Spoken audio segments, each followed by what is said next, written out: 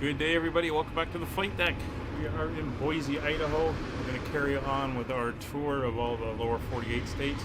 Today we're flying north. We're going up to that northwest corner up in Washington State. We're flying into the town of Omak, which is quite a ways inland from the coast. That's where we're headed.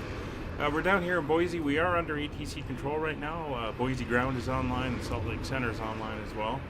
So we'll be calling them once we're ready for engine start. We're currently sitting at the gate and we are facing outwards.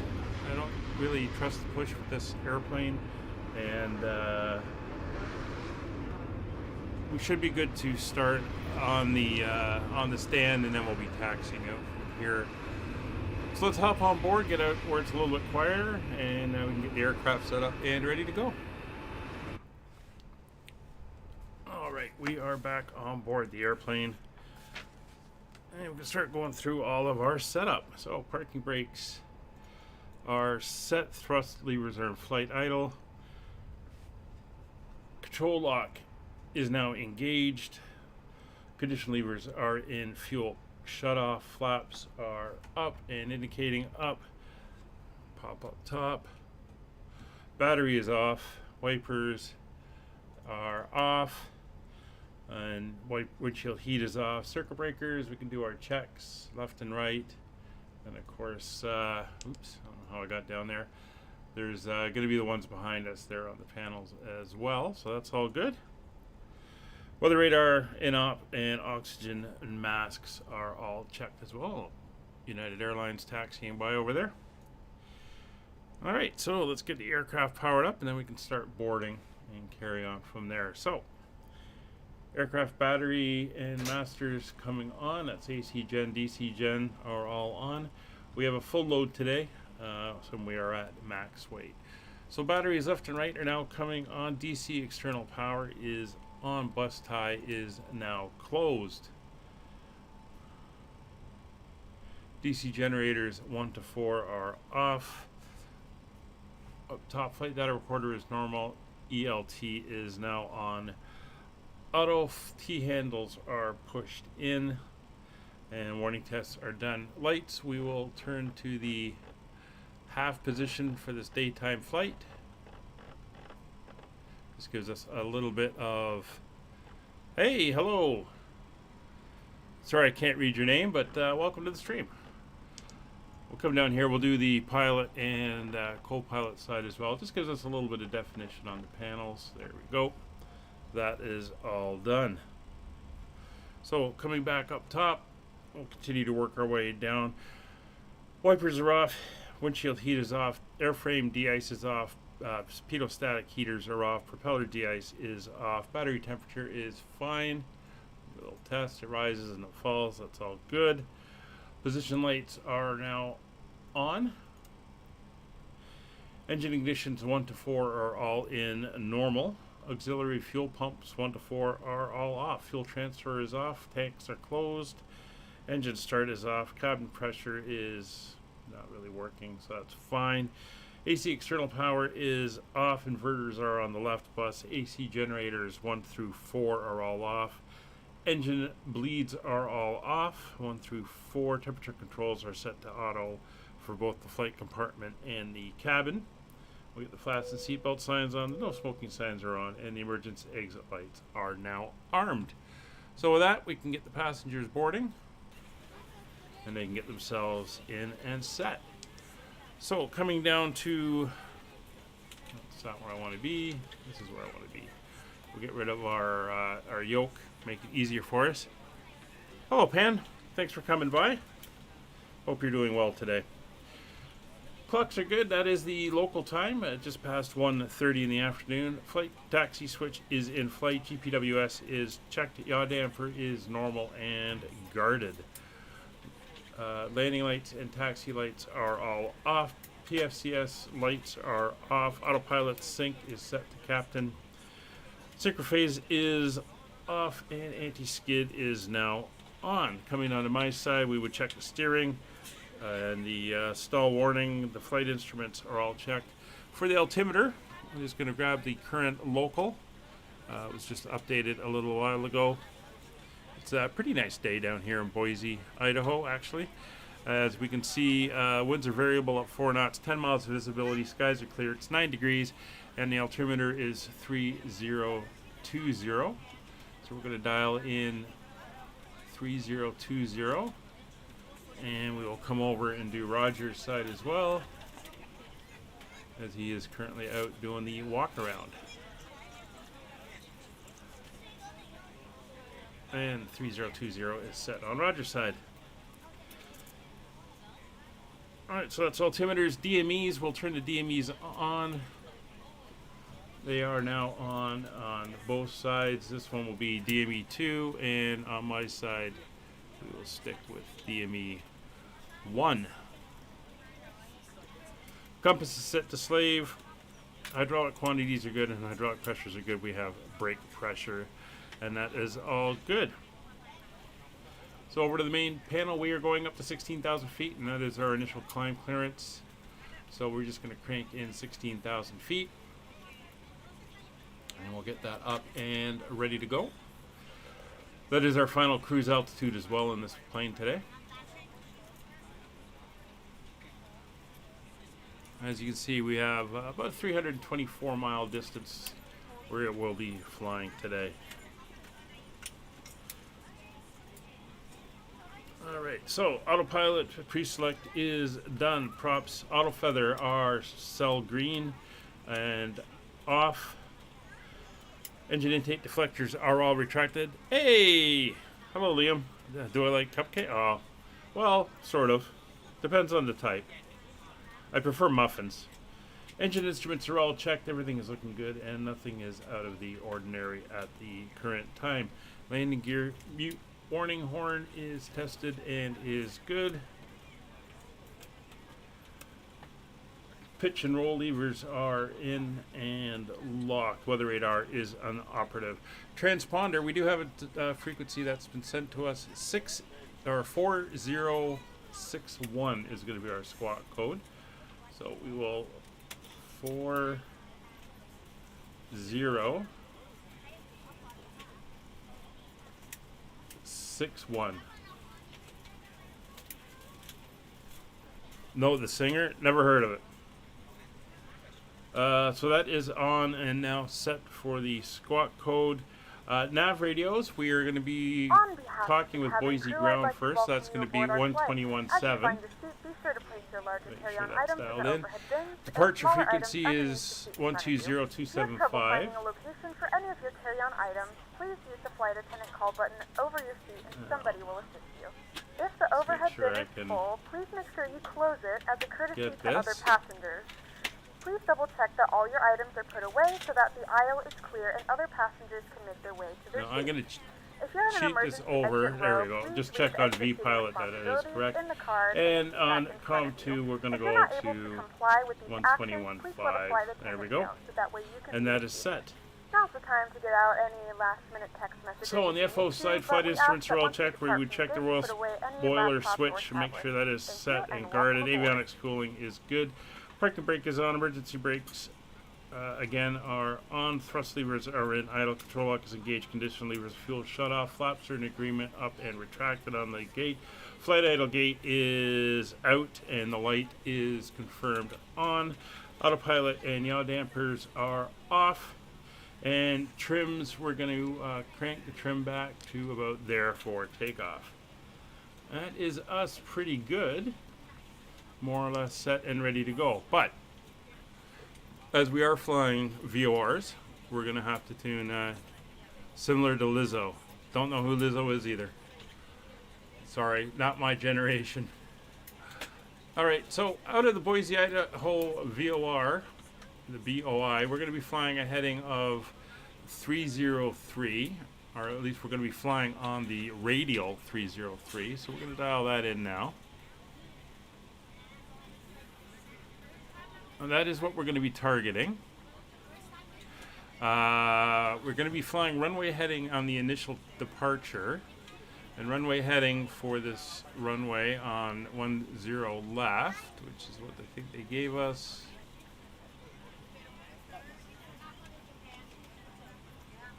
It should be. It is 102 degrees, so we're going to dial 102 here.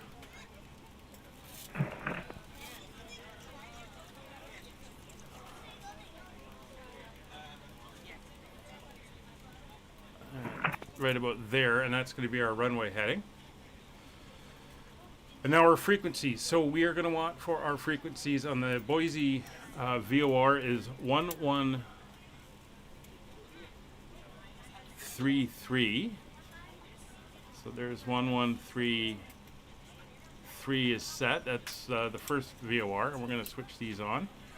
Make sure they're showing VORs, since that's what we're tracking.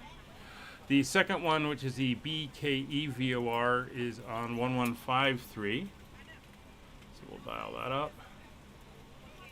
And we're going to put 1153 into the nav2, and then we're going to put the next one in there standby, which is 1164. And we're going to be doing a visual approach into Omak today. And that's that one set up. So that's all in. That's all our nav aids set and ready to go. We're ready to go when you are. All right, sounds like everybody is here. Do I like brownies? Is that the band brownies or the food brownies? No, yeah, I do like chocolate brownies are my favorite. The chocolate chip muffins are my favorite muffins. Okay. Good afternoon, ladies and So gentlemen. we're all set there in the back, and everything is done. We can get a hold of ATC, and we've got our clearance. So our clearance has us on the route, 160 altitude, which we have set, squawking 4016, which is set. We're cleared out on the Boise 3 departure, so we're going to be climbing straight ahead. 216,000 feet departure frequency of 120275, which is set in our standby. And then we've got 121.7, which is ground that we are going to contact right now. Blondies, yeah. Oh, they're all right. I'm just a bit of a chocolate fan. All right, so let's do a quick ATIS check. Make sure we've got the most accurate information on the ATIS. Let me call up Boise ATIS information echo. 9 degrees, winds variable, 3020, visual approach in use, landing departing runway 10 left and 10 right. That's fine. VFR departures, we're not VFR departure. No TAMs. IFR departures, expect a pre-departure clearance, which we got. Reback all runway assignments and hold short instructions advised. You have information echo. Boise ground, good afternoon. Allegheny 32, gate Charlie 7. We have information echo. We're ready for engine start. Allegheny 32, Boise ground, hello. Did you copy the update in your route there? Yeah, Roger, we've got the Boise 3 off for the departure before we head out to the BKE VOR. Roger, just had to make sure that the startup is approved. Information echo is correct. Advise when you're ready for taxi. Roger, we'll advise ready for taxi, Allegheny 32. All right, so we are over to our engine start. So before start, we are good. Takeoff data and speeds. We're going to be rotating at 90 knots today. Doors and windows are closed. We can pop outside, take a look at the aircraft, and we can see everything is done and everything has been removed out of the way. Collision light, anti-collision light, sorry, will go to red. Parking brake is on. Power levers are confirmed flight idle. Fuel controls condition levers are in fuel shutoff. DC generators will now come on. All 4 engines. All right, we are doing a direct engine start, no push required, so we're going to be starting engines 3, 4, 2, 1 in order. Engine 3 is selected. Clear 3. Starter engaged. We now have rotation. We're watching into the green. It's now into the green, adding fuel for engine number 3.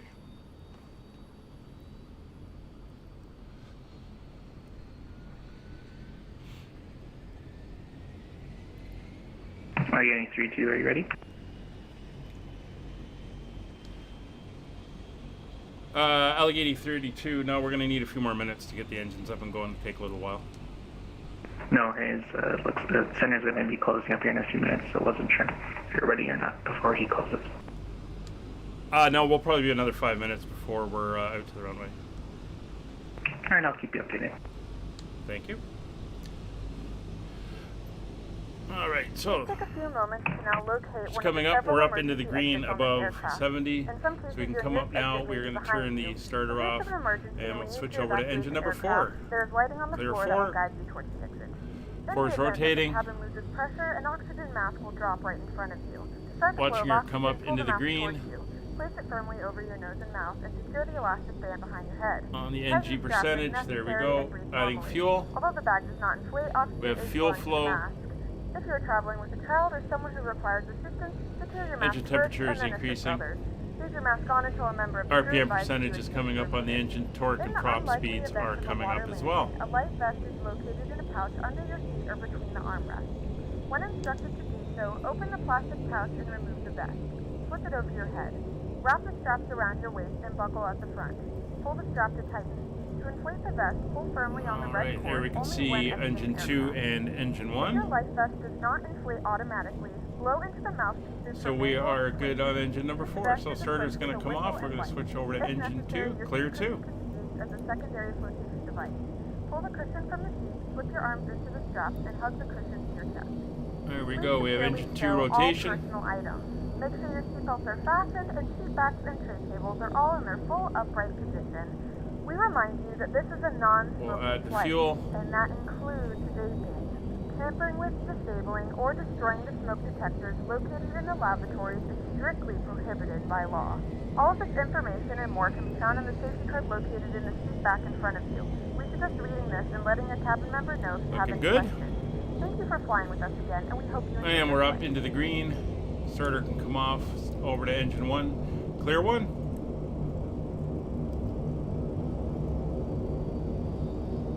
There's rotation.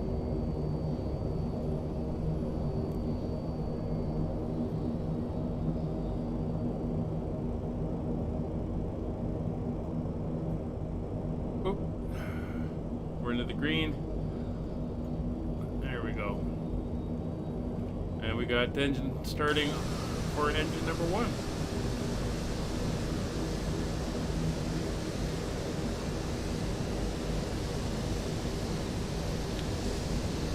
Sounds like Salt Lake City Center is about to go offline.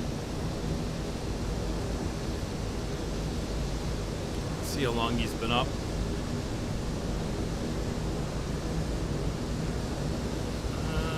Just over an hour. Not that long. Alright, there's all the engines are up and going, so starter can come off. We'll turn the engine mode selector off as well. So after engine start, parking brake is confirmed set. Start selector is confirmed off. Start switch is off. DC power external is now off. DC volts and load, we are loaded on that side. Battery temperatures are fine. You're preparing for a flight on your sim using the Airbus A380 Tokyo to Seoul. Oh, cool. What sim are you using? Alright, so battery temperature. AC generators coming on now, both sides, or for all 4 engines. Engine bleeds are coming on to low. Pop down here, battery temperatures are coming into the normal range. Flight directors are now on both sides.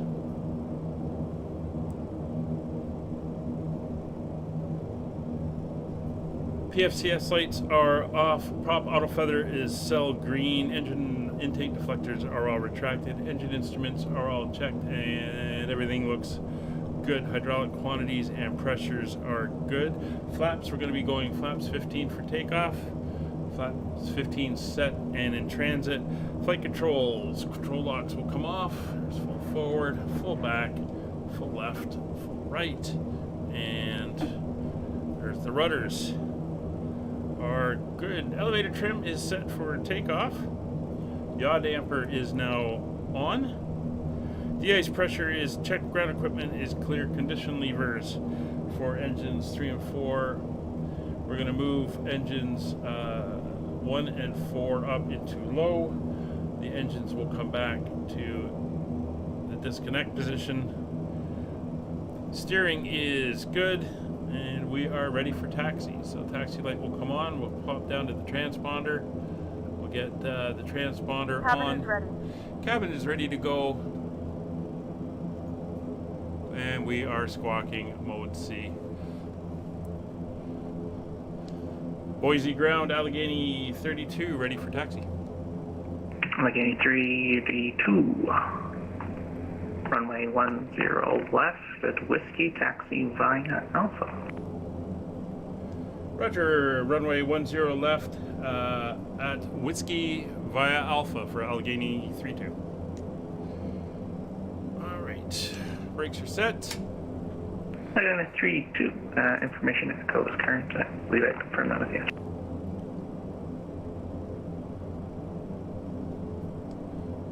Sorry, can you repeat?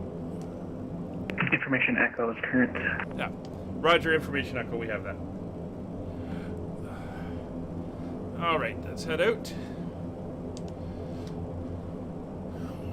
And we're going to go around here and down to Alpha. And then we'll turn right on Alpha.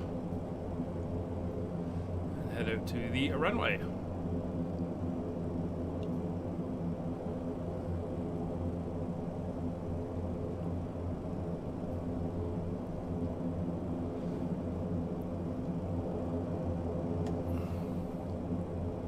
Should be a couple others here.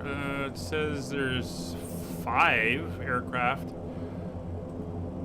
Here might be a couple more Uniteds down the way. Parked up. Not sure. Here's Alpha. Oop. Didn't want to hit the brakes. Gotta head down here on Alpha.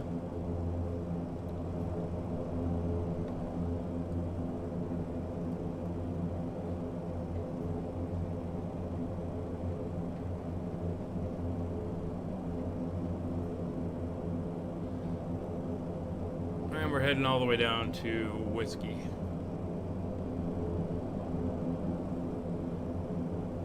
Just trying to keep the speed under control on this thing. We don't want to be rolling too fast, and I don't have a ground speed indicator inside the airplane. Not in the usual sense, anyway.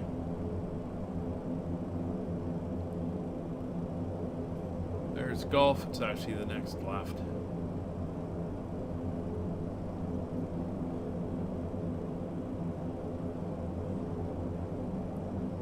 Allegheny 32, center just closed, so you can monitor advisory CTAF frequency. Have a great rest of your trip. Roger, we'll head over to CTAF. Thanks for the ATC today. Have a good day. You too. Alright, so we want CTAF, which for United 222, if you are up, advising. 1118.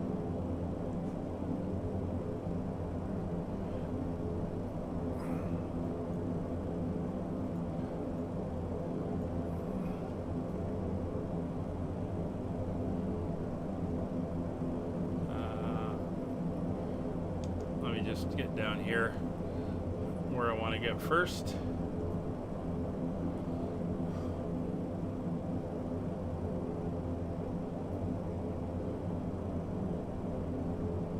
Switch over.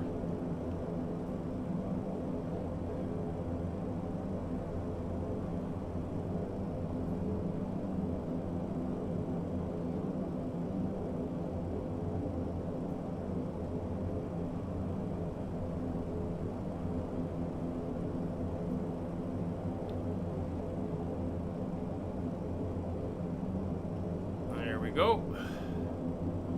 All right. Just recheck that frequency. It was what 1181 1118 1181. That is good. And we'll go 122 2. Actually, it's 122.8 for Unicom. Once we get up into the air.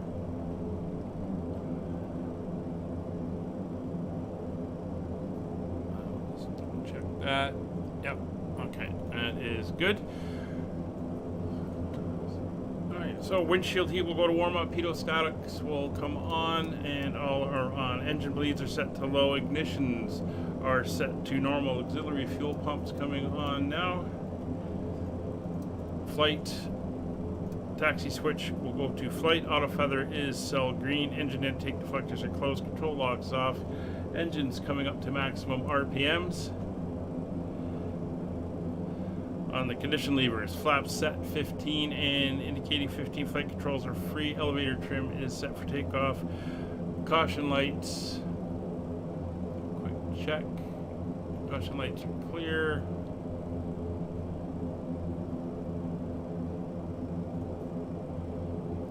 And we are good. Cabin is ready, transponder is on and in mode C. Landing lights are on. Anti-collision light will go to white. Strobe lights are on. And we're good to roll out. Boise area traffic. Allegheny 3-2, take position 1-0 left.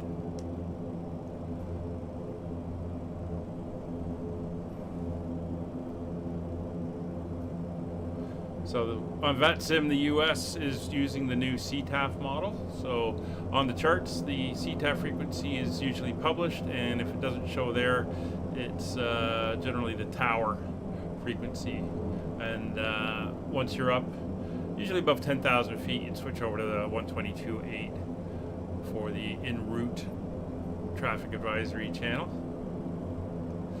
So we're going to take off here. We're going to fly straight out on that runway heading, and then we're going to be making a right-hand turn around so that we avoid the mountains and we get ourselves nicely climbing out without any issues. So we're engine lined up, engines are at maximum RPM, intake deflectors are closed, power levers coming up to 3,200, ground spoilers are closed, auto feather should come on, auto feather is on. Engines being set to full power, 4,800 or whatever it'll reach. 44.3 is set. Releasing the brakes. Boise area traffic, Allegheny 32 rolling, runway 10 left, right hand turn out, departure to the northwest.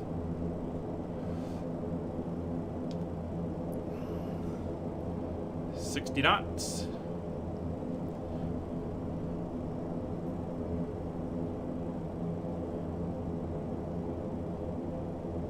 It's 90 knots, back pressure. Flight gate closed. Light's gone out. Positive rate. Gear up.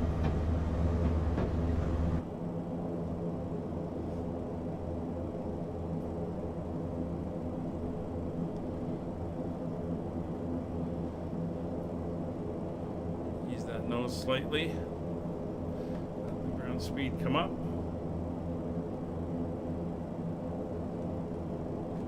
Flaps up.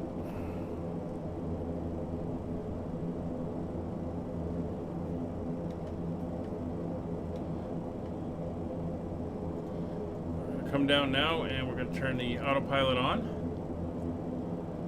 And we're at 125. I'm going to go indicated speed and heading.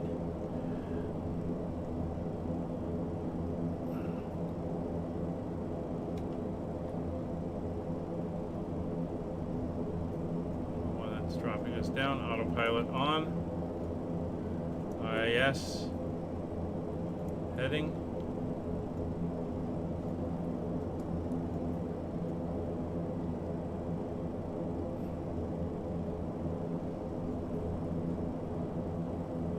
I think I was putting in too much back pressure there. Let's get the nose up.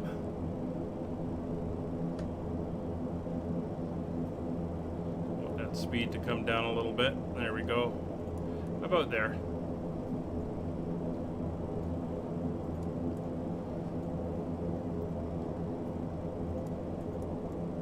Not sure why that keeps cutting off on me. It's rather annoying. Probably because I haven't got it trimmed out properly.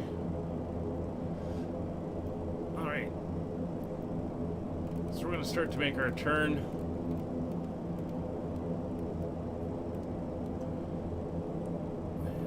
turn off that, and I'm actually going to give it some climbing. 150 is not bad. Hold it there. Keep that turn coming around.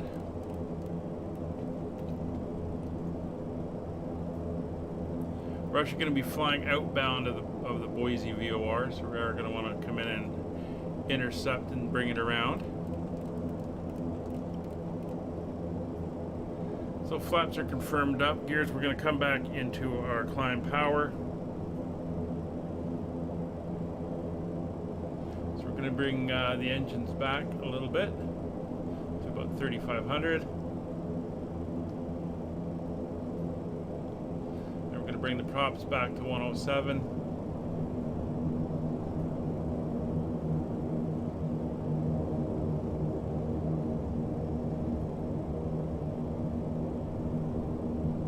Go, and then we're going to bring the engines up to, well, where they are right now. We're heading back towards the airport. We're going to head towards the VOR, and then we'll intercept that radial, and that's where we're going to fly out. If you look down here, you can see we're 2 miles away from the VOR.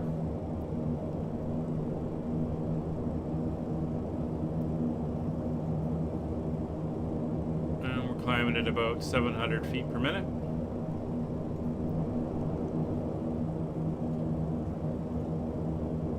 Our arrival, we don't have any ILSs on those runways, so we're going to be doing a visual approach, which means we're going to deviate slightly and then head down towards the terrain to work our way around to get lined up for the entry into the ILS. So we're going to alter our course slightly so we can intercept that radial. About 20 degrees. Infinite flight. Okay, yeah, I've heard of that. Not sure if that's what Liam uses or not. Alright, so after takeoff, climb power is set, landing gear is confirmed up, flaps are confirmed up, engine intake deflectors are retracted, flight idle gate is in, light is out, taxi light is now off. Synchronization is fine, ignition is all fine, auxiliary fuel pumps will come off. Engine bleeds are on low, cabin pressurization is checked. We're not going to be going through 18,000 feet, so pressure will stay local. And at 10,000 we will do the landing lights and passenger signs. And it looks like we just flew through the beam, so we're going to bring her back over and re-intercept. And it looks like we're picking up the other one as well.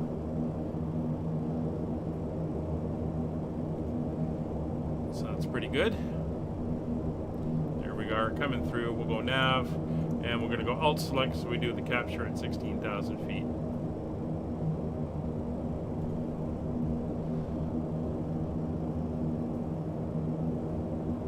Should bring us on track for the VOR as we wallow around trying to capture it.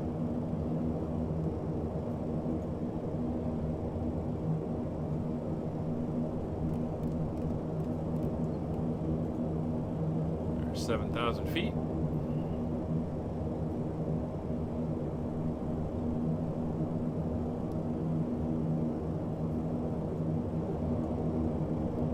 Pretty heavy, so our climb performance is not going to be the greatest.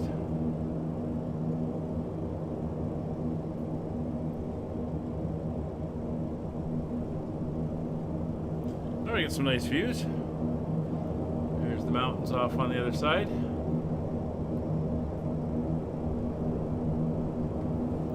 Looking very nice.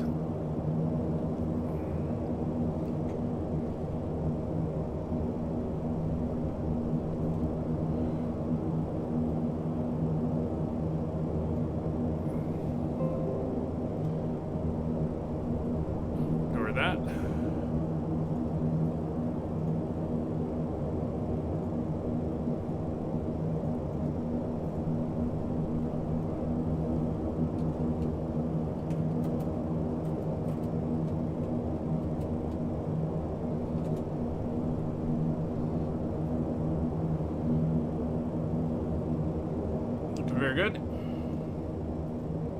It's 8,000 feet, so 8,000 to go. And we're now tracking. As you can see, we are 110 miles out from the next VOR. And we are pretty stable, and we are continuing to climb. So we're going to switch over, dial that one in, and then set up for the next VOR.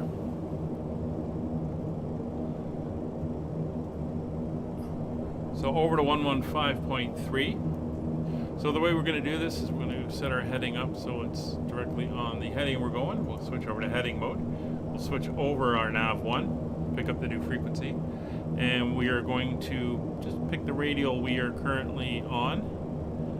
And we'll go there, hit nav. That'll take us onto that radial and fly us directly to the new one, since we were tracking outbound of the other one first. We'll let that do its thing. So after 1153, it's going to be 1164, I believe. 1164, so we'll set that up in here.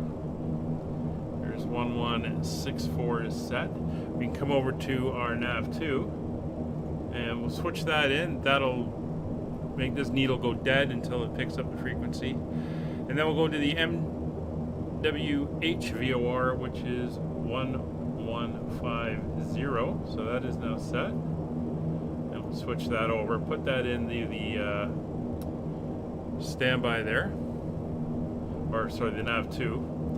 And when that one comes in, we will get it popping up.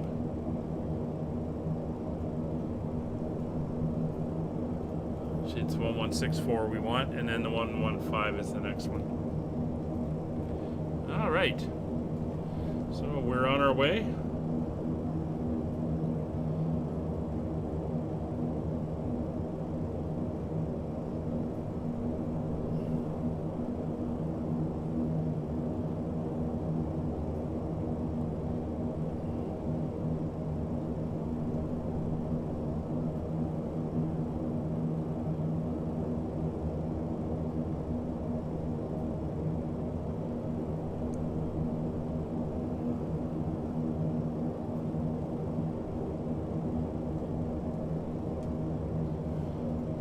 $10,000 feet, so landing lights will come off and we will release the cabin.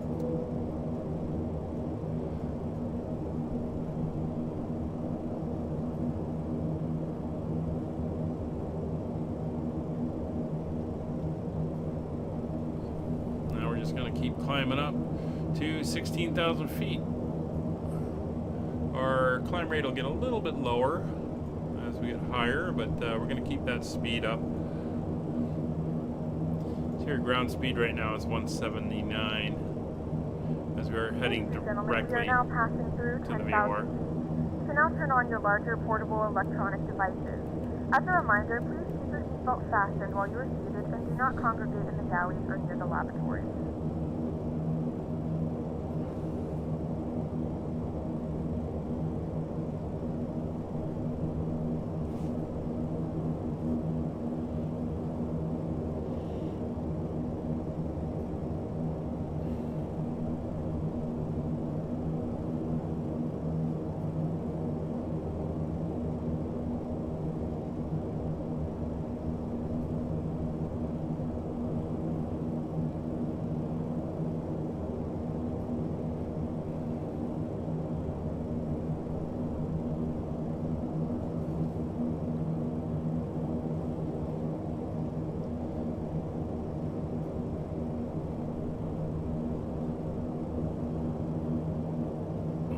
Coming up for 5,000 to go, and we should see a nice shift in the terrain as we fly north, come out of the mountainy area and into the more green of the Pacific Northwest.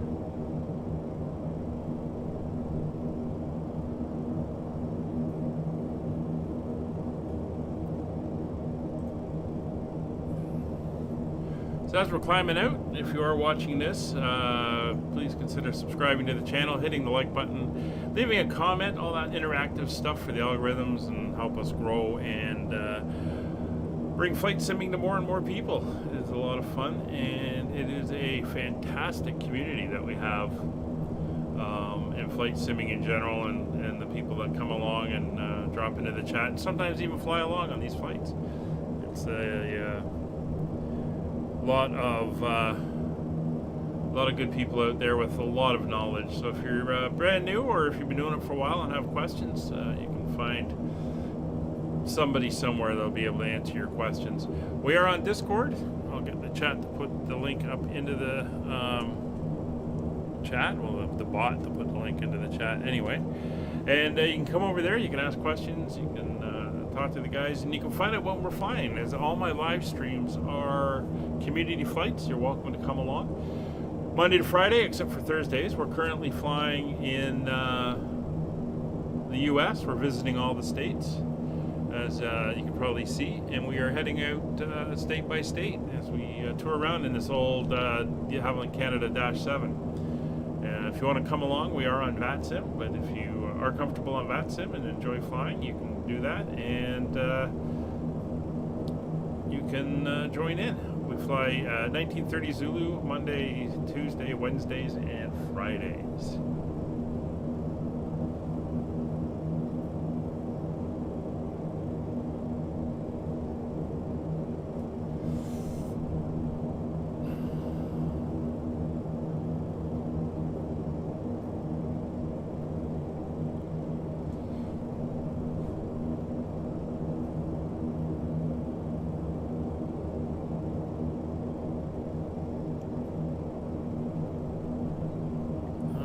There's 12,500 feet. We're still pushing almost 600 feet per minute. Keeping that speed up at 150.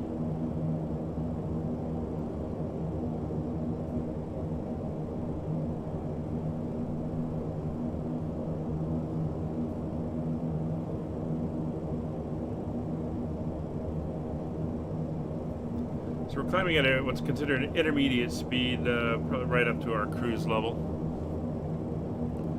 And then we will set cruise power.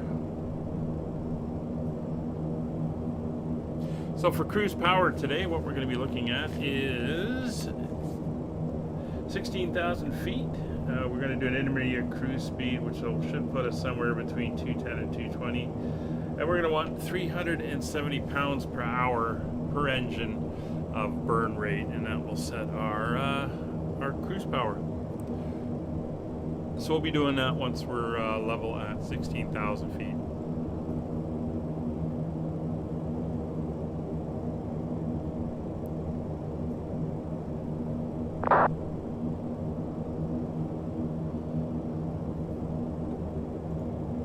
Yeah, 222.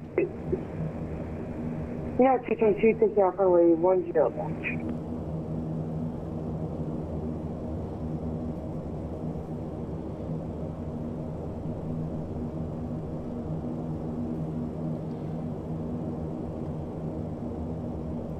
He's coming out of Boise, United 222, yeah, heading to Salt Lake City. 757-200. So there's a Gulfstream 5 heading to Portland.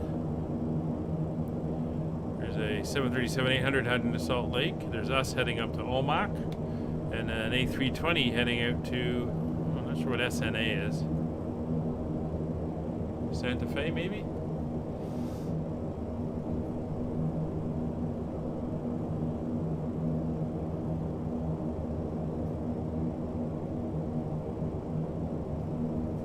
So if you've never flown by VORs, you can see down here we've got VOR 1, which is the yellow needle. It's pointing off to the VOR. We're 78 miles, we're heading directly to it. VOR 2, the orange needle, is dead right now, but it's tuned into the next one up. So once we pick up that one, which is the AWL VOR, or the Walla Walla VOR, Walla Walla, Washington. That's actually where we come out of the mountains into more of the coastal area. We'll switch over and we just keep hopping frequencies that way as we go. BKE, which is Baker City VOR. Is the one we're heading to now. And we're early into the flight. Alright, so as we come through 14,000 feet, I think things are pretty stable. We can look at some tunes, put them on in the background, and see what we get. Just gotta keep remembering to turn those tunes off when we're coming into land. I always forget. Anyway, let's get some music going. I think we're gonna chill today.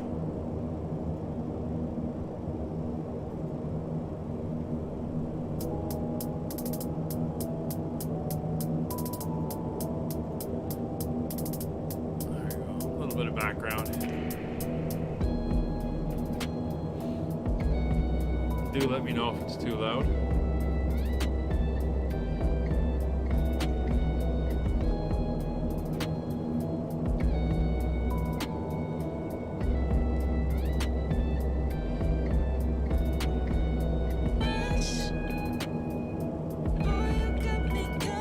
See, our climb rate's about 450 feet per minute. Just coming up on 15,000 feet. We're closing in on the VOR at almost 200 knot ground speed, so that's not too bad.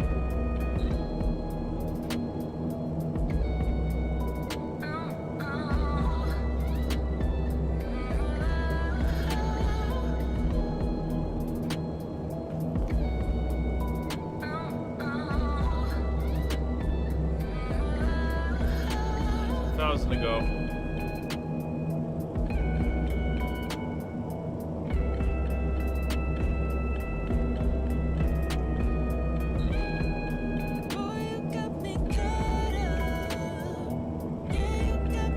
Down to 400 feet per minute.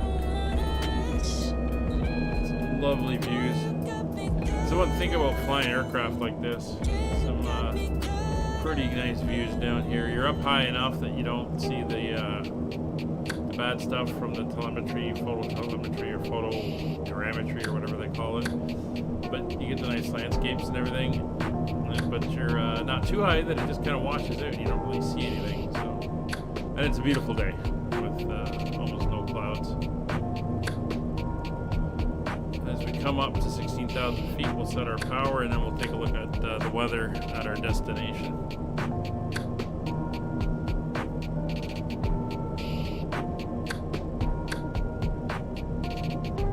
So according to our estimates, we're due in to Omak in about an hour and a half.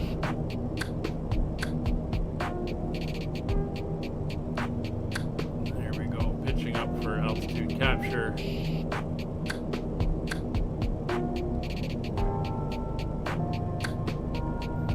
gone from holding that indicated airspeed to capturing the altitude. Up to it. There we go. And we can see the alt select has gone green for altitude capture. So, what are we going to do for cruise power? Alright, we're going to set cruise power. So, RPMs are already reduced. We're down to 107 across all four engines, which is great. So now we're going to go down and set that fuel level. 16,000 feet, intermediate cruise. We want to be burning 370 pounds per hour per engine. So if we come down here to the fuel gauges, see them here. This is pounds per hour times 100. So it's actually 1,000 pounds, whatever. So one here would be 100, 200, 300. But we want 370. So we want to bring our power back on all four engines until we're down to about 370. We're going to do that now. Start easing them back. See the fuel flow starting to come back. So there's 400. 480. We want to try to bring it about halfway between. And there we go. So there's 370. That is our power setting at 16,000 feet. We're going to settle in now. See, we're up to 217 knots ground speed. 216, not bad. So we are set now and cruising in. You can see our barber poles come in. Our maximum speed is about 172, and we are just pushing 161. So we're going pretty quick for this airplane. We're getting upwards of our top maneuvering speed. But we're nicely settled in now. So let's take a look at the weather and our destination, Omak, Washington. So we're going to be landing on runway 35 because winds are out of 350 at 11 knots. It's 14.5 degrees Celsius, VFR conditions, 10 miles of visibility, no ceiling. And 3027 is the current barrel, so a little bit higher pressure than it is here. But other than that, it's looking nice. So now all we're doing is cruising along. We're below the airliners, the big jets, so unless we can see something like a TBM, well, even TBMs will be flying higher, but Cherokees or Caravans, stuff like that would be flying around this level. I don't think we have to really worry too much about what's out here. And according to VATSIM, we're kind of pretty good in regards to traffic. Omak's actually up close to the Canadian border in Washington as well, so we're kind of traveling almost as far north as we can. But we do have some mountains to go over, some relatively high hills. We're seeing minimum safe altitudes almost up at 13,000 feet, so should be nice and scenic as we head upwards.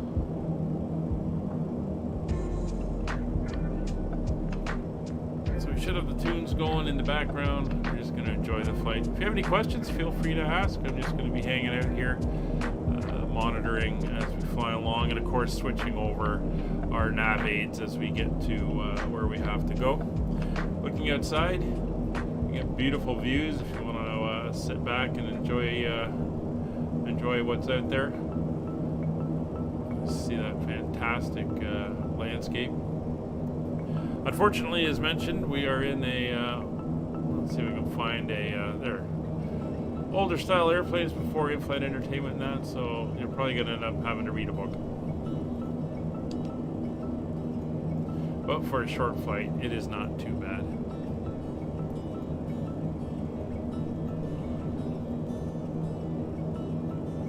So one YouTube guy do a little bit of a challenge where he flew on Dash-8 all the way from, I think, Victoria to Halifax.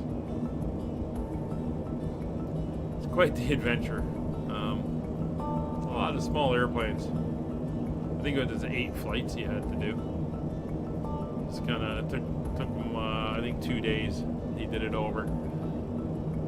That's a lot of small flights. I think my shortest was a Dash-8 100, which is the smallest of them. Victoria to Vancouver, and we took off. Basically made a 25 degree left turn, flew to Vancouver, made a 25 degree right turn, and landed. I think it was like a 12-minute flight cruising at 4,000 feet. Some nice views. Unfortunately, they couldn't get a meal service in.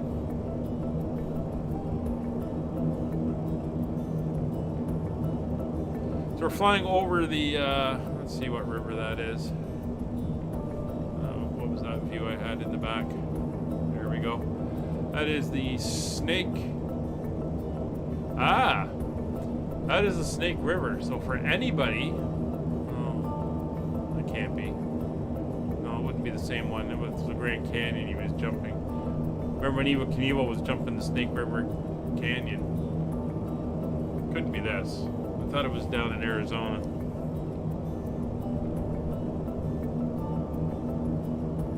Anyway, it looks nice.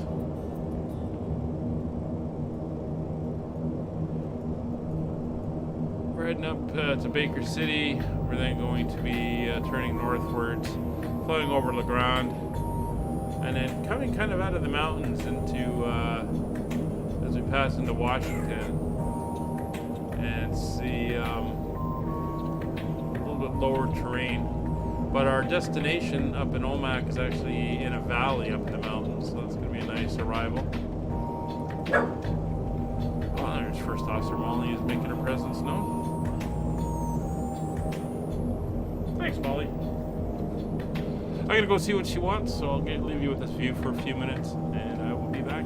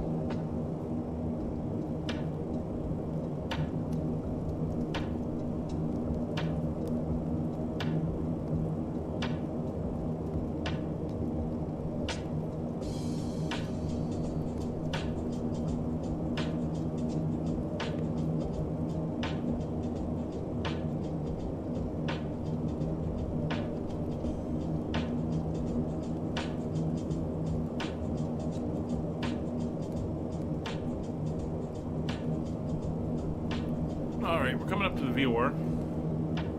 And once we make this turn, I'm going to have to go take First Officer Molly outside for a little bit. Well, we'll make the turn and then we get her all settled in.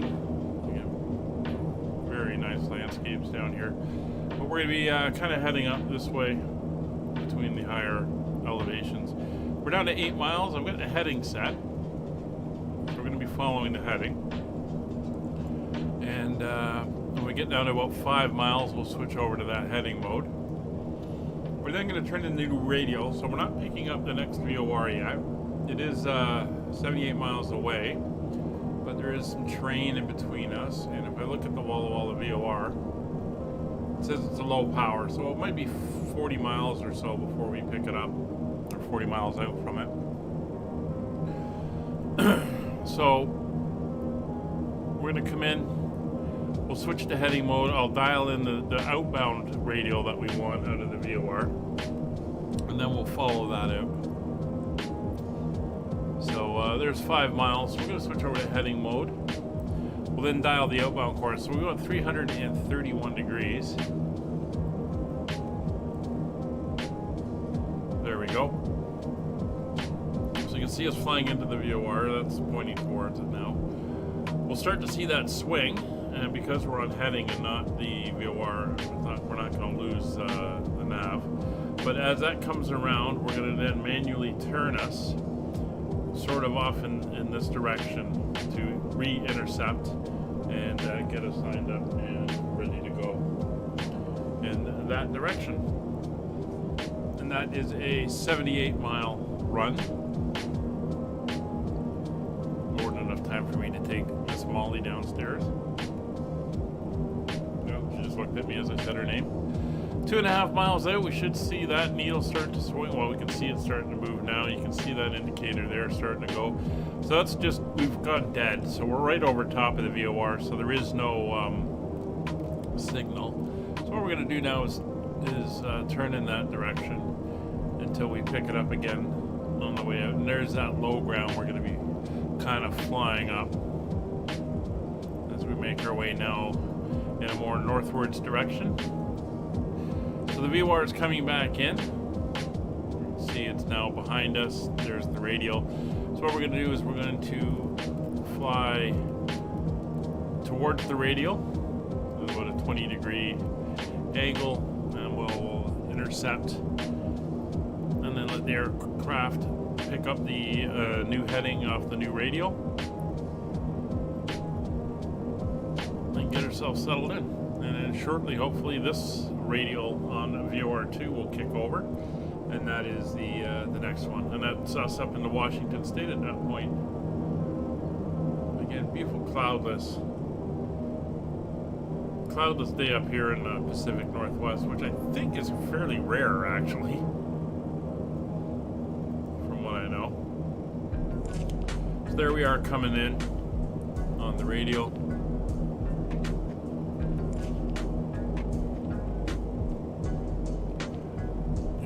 Roll that back to a 10-degree intercept,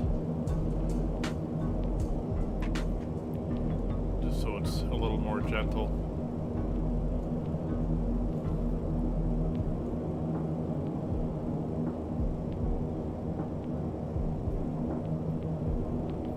And then once the line comes in, we will be good for capture.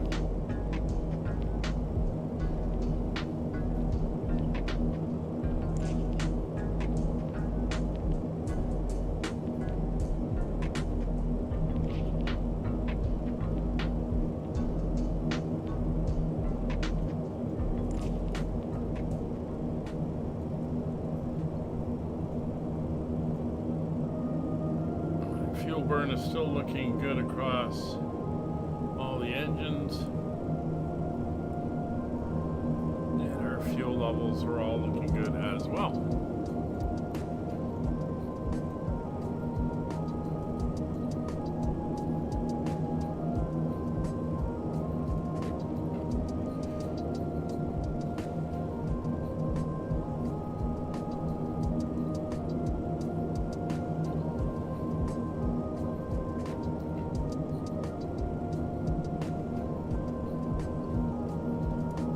into nav mode. I'll just turn the radial to the one we're sitting on right now. That's fine.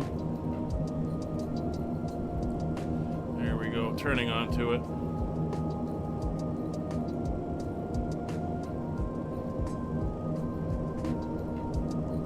And off we go. We're heading up towards Walla Walla, Washington. Made funny by Bugs Bunny back in the day. Anyway, I'm gonna go take Molly downstairs. I'll turn the music back up and get you guys a nice little position here to see what's going on. Won't go outside because it's gonna be a little bit noisy, but I'll get a in-cockpit view. Back in a few.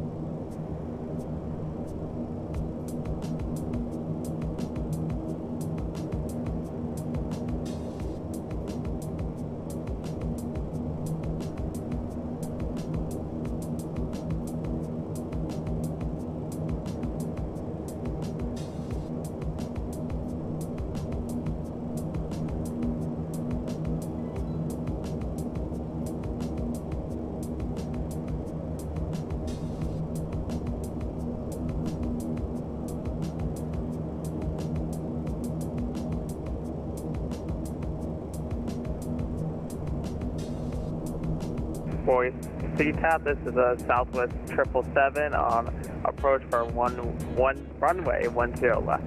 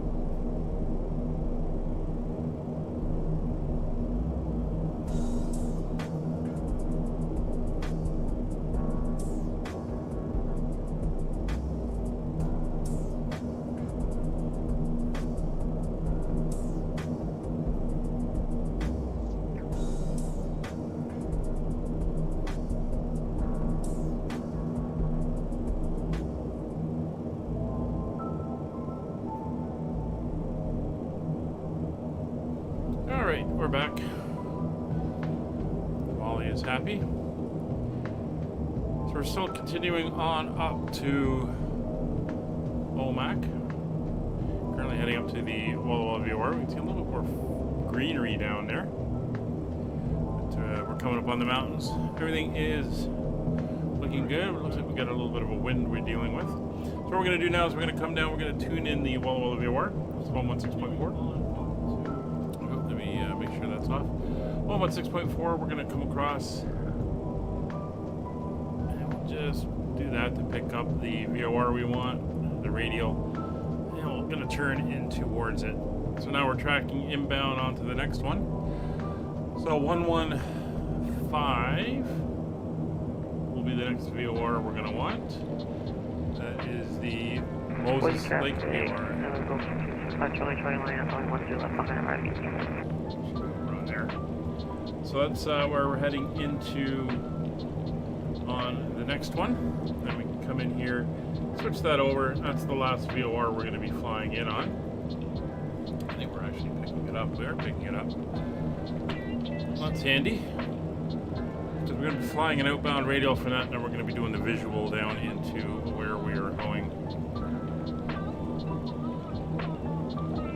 Alright, so we're inbound on the new VOR. It's about 16,000 feet. And we can kind of see, there's the mountains and everything behind us. And there's the coming out of the mountain area here. The more, it's still kind of elevated. A couple thousand feet up, but it's a more flattish area. But we're going to head up to the north end of that flat area where the hills and the mountains are again. We're going to be going up a valley, actually. So it should be interesting approach when we get up there. We're 30 miles out from the VOR.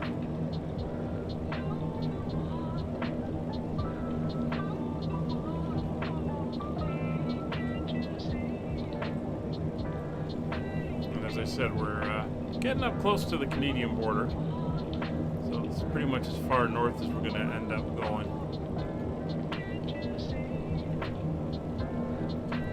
So 314 is roughly the next VOR. So it's going to be somewhere in around there.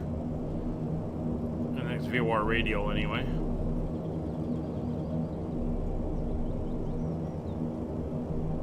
Looking good. Quick fuel check. Everything is looking good. Temperatures, pressures, no cautions. Fine.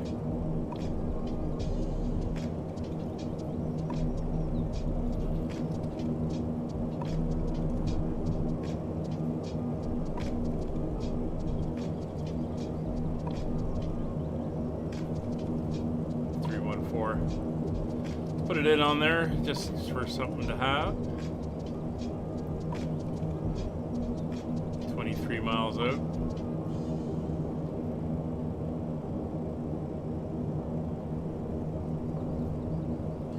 Not sure if we switched over another time zone to Pacific time. I think we did.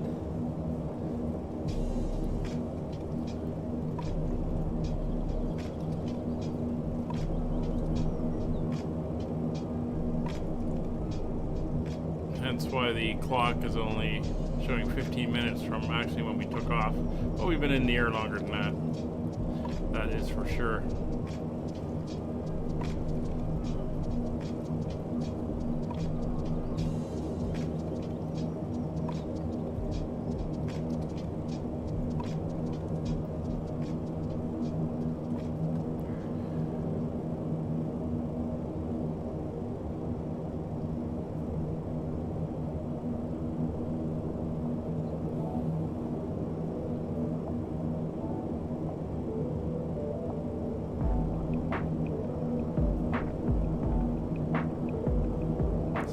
Flatter, come out of the rippled land countryside here into a more of a flatter area.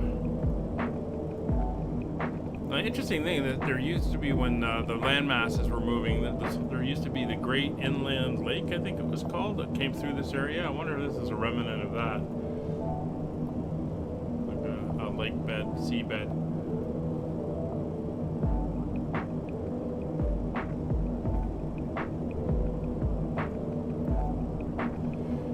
Miles out from the VOR, and then we'll make that turn towards the next one, which we're already picking up, the Moses Lake VOR.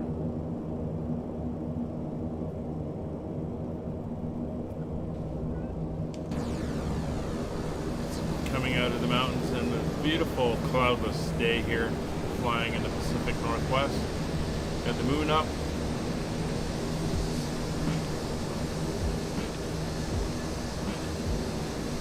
Brilliant sunshine. And it's wonderful mid-March.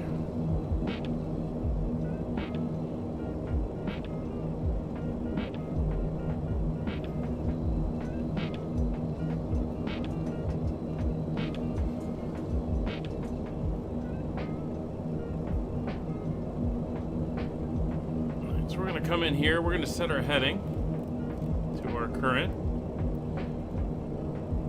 Switch over now to heading mode. We're going to come down here, switch over to the Moses Lake VOR of 115.0, and we're going to dial in the radial we want, which is that 314.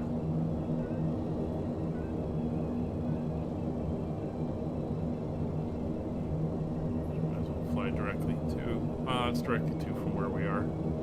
There we go, 314, and we're going to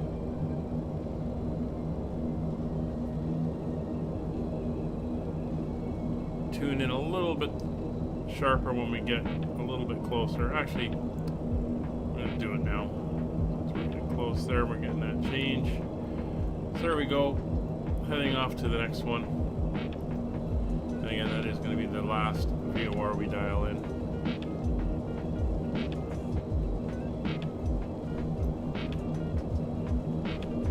So 99.8 miles to Moses Lake. We're then going to turn almost 340 degrees northwards, and we're going to come in over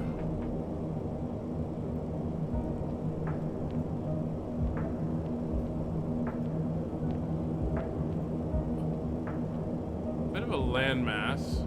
I want to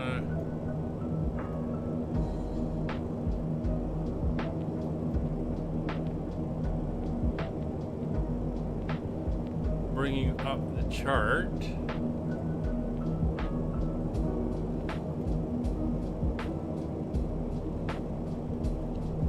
Just looking at the altitudes we need.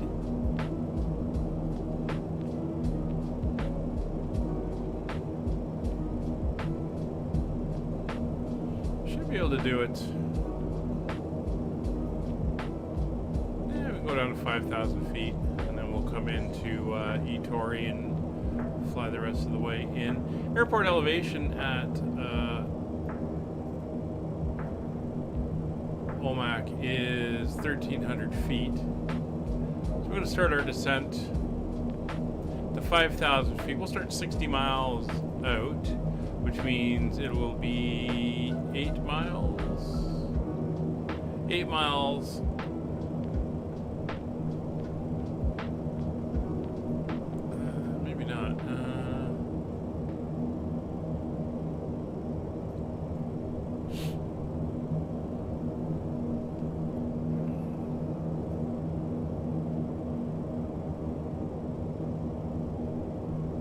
Going to be pretty close to just after we make the turn.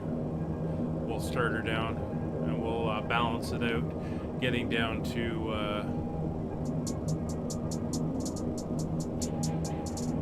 the correct altitude, as we do got to fly over a little bit of terrain. So just checking maps and charts there. Anywho, there's Walla Walla, Washington down below us.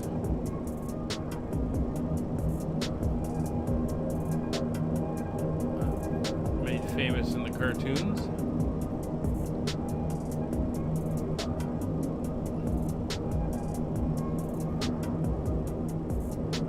Still got some high terrain around here. You can see way off in the distance some snow peaks.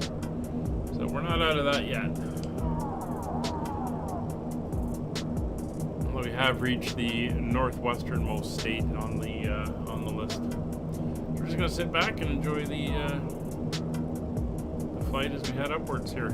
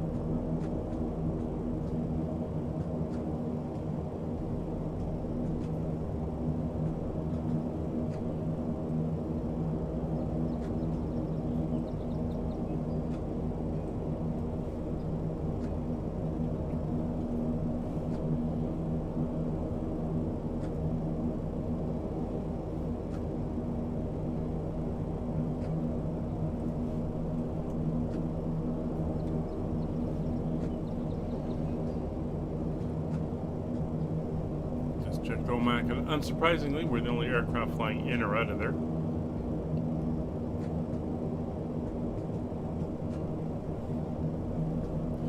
Might as well turn over to the weather. Hey, Chris. Current METAR, I will grab. It's about an hour old. We should get an update very shortly. Mainly, I want to do this for the Barrow, since we are flying local pressure, not standard. But as you can see, the winds are 350 and 11. We are landing on runway 35. 10 miles visibility, skies are clear. 14 degrees, beautiful day out here. 3027. So we'll dial that in now. And we'll get that on both sides.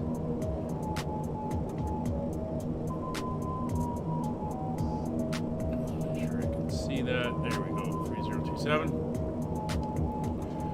The aircraft figure out where it's supposed to be. So we're 74 miles out from the Moses Lake VOR, where we begin our turn northwards and head towards our destination.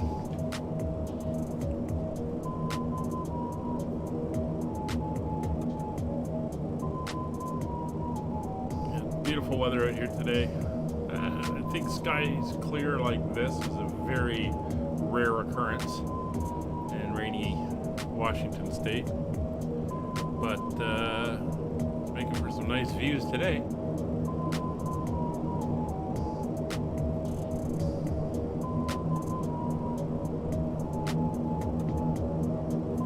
And this has brought us into the, again, longer stretches of the route as we're out here on the west coast. So where do we head from here? Well,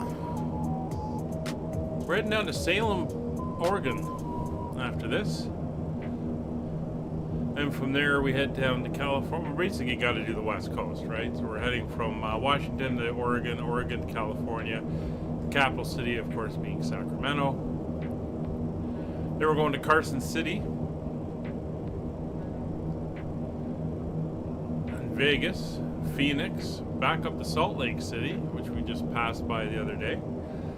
Out to Denver, down to Santa Fe, then into Texas. We're going both to Lubbock and Austin. Oklahoma, Little Rock, Baton Rouge, and then we start kind of working our way into the West Coast again. And we'll be ending this series in Charleston.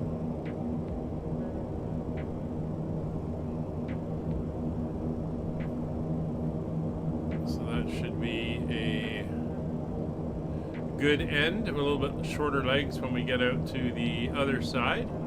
But we've got some longer ones coming up still, so it's going to be interesting.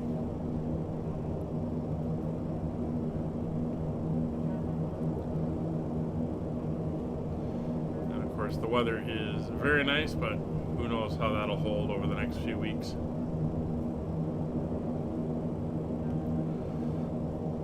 So just as a scheduling note, we'll be doing these flights up until the end of the first week of April, or partially through the first week of April, at which point I'm going away for a couple weeks. So we'll have some videos up to tide us through. Then we'll resume once I come back.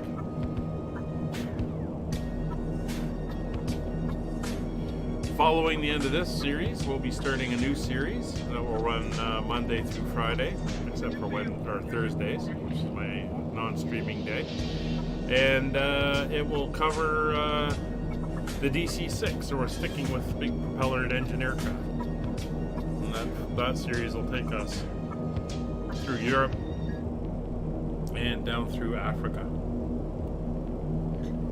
We don't fly enough in Africa, so it should be good.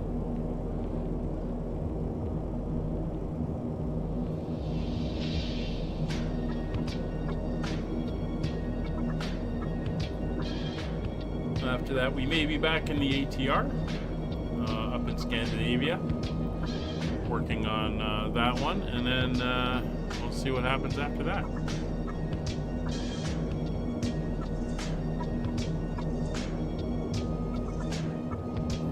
Miles to go.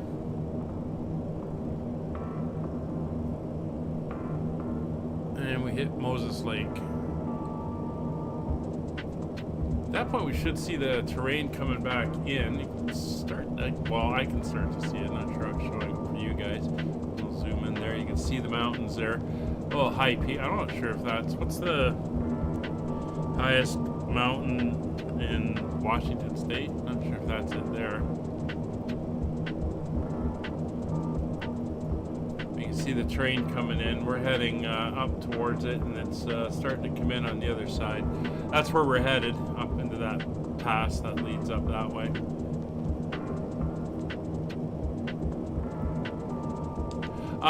If you go into the announcements section, Chris, it tells it's the let me just check. Yeah, it shows the schedule.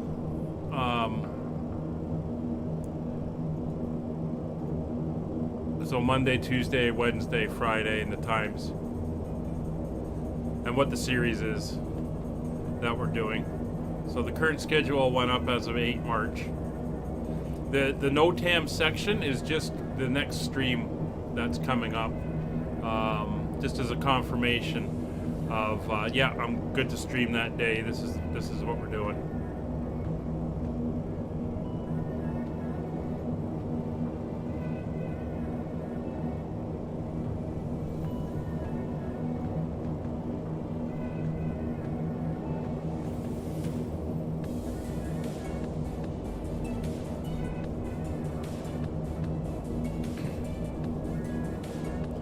I am going to probably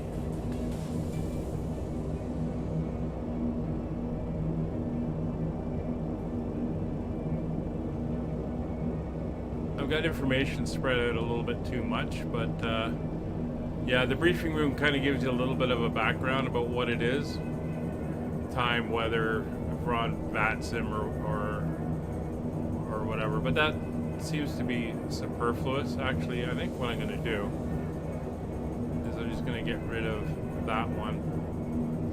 It's not required. So the announcements will tell you the day, the time, what the tour is, and the NOTAMs will tell you for the specific date, yeah, this is, we're up and going, this is what we're flying, where, what the proposed route is. I took out the other one because it was just too much information in too many places. Thanks for bringing that up because that reminded me of that. So what are we down to? 50 miles. Ground speed of 198.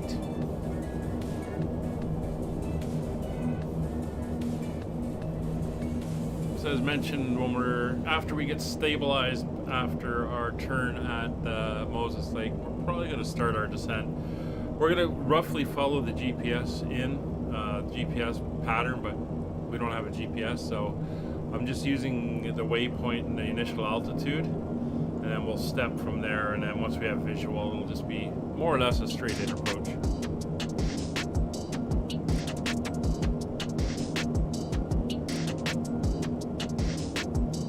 Unfortunately, there's no ATC up where that could guide us in with vectors and altitudes and that, but we'll just have to do that ourselves.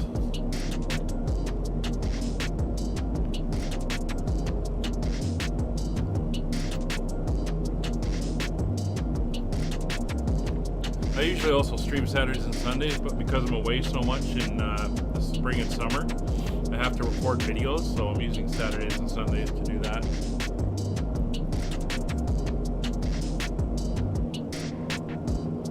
But we'll get back to Saturday and Sunday streams probably in the fall. So yeah, some high ground coming up. Should see it once we make that turn. Again, we're heading up into that draw that's coming up. I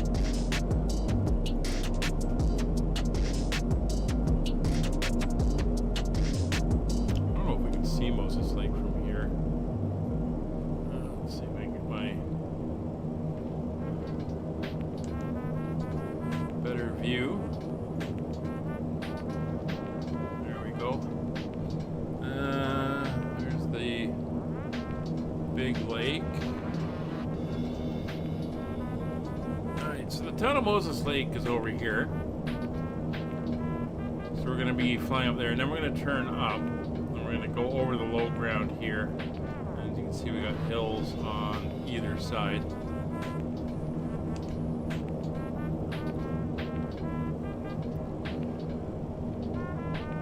Airport information for where we're headed. It's a short runway, so we're going to be doing a flaps 45 landing. It's a 4,500 foot runway.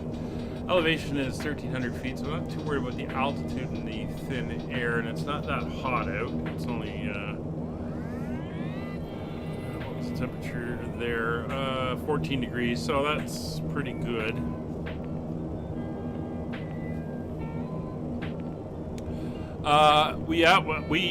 We did a tour. Where were we? I think it was in England.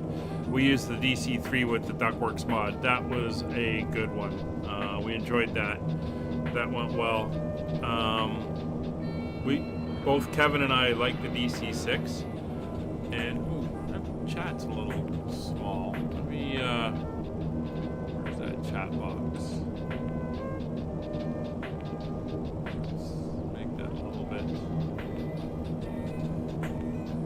Bigger. We both like the DC6. We've done a few flights with it. A year ago, we did recreated Pan Am's around the world itinerary with it. So we actually how many legs was it? 18 legs? 20 legs? We flew it around the world. Maybe 26. That was a good series. Left Chicago, heading eastbound, and we flew back to Chicago. That made for some interesting flights. We've got the next series after this one, the U.S. Capitals, is going to be in the DC-6. That's going to be north to south through Europe and Africa. And I've got another one set up for flying around the Mediterranean in the DC-6 as well. So that should be an interesting one too. We're going to see the ATR again as well. It'll be up in Scandinavia probably. And I've got a series coming with the DHC4, the Twin Otter. No, not the Twin Otter, the Caribou. The Havilland Canada Caribou, DHC4. And that's going to be in the mountains somewhere in the world. I'm not revealing that yet, but that's another series that's coming. So that'll be a fun one, flying to some interesting places in the mountains. All right, 29 miles to go.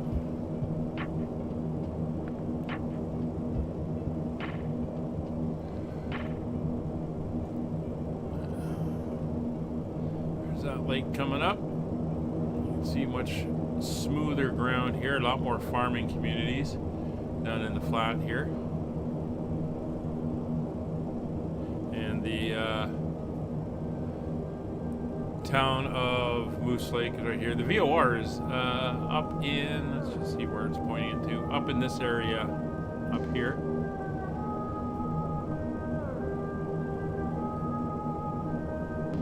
Is there an airport? Yeah, there's an airport there.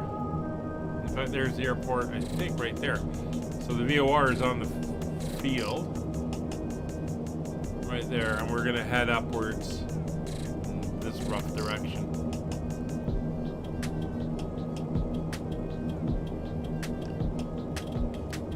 $25 miles to go. I think we did the longest leg. That was the longest leg we did. We had to break it up because it was just way too long otherwise. But I think the longest leg we did was Honolulu to San Francisco. I think that was 8.5 hours.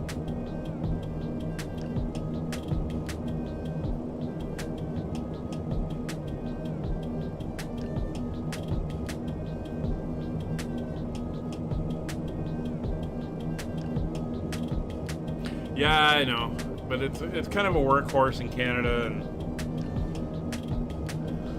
it's an interesting airplane, just for something different. They can't all be Airbuses and 737s and stuff, but I do like to fly the different stuff, and I do like to fly the older stuff to a certain extent, if they've modeled them nicely. And that's one of Kevin flies the DC-6 with no assistance. Does it all himself, which is incredible. I use all the assistance I can get, but I still like flying the old airplanes. It's a lot of fun.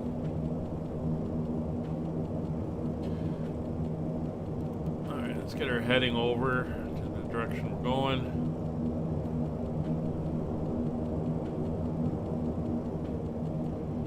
And we'll get ready to make that turn. I'll actually switch over now to heading mode. That's fine. So we're going to be heading off of the Moses Lake VOR, and we want to be flying a radial of 340 degrees.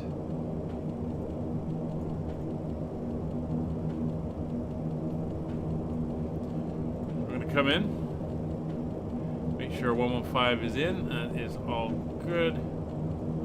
And we are going to dial our radial over to 340. But our approach and landing into Omak will be the visual.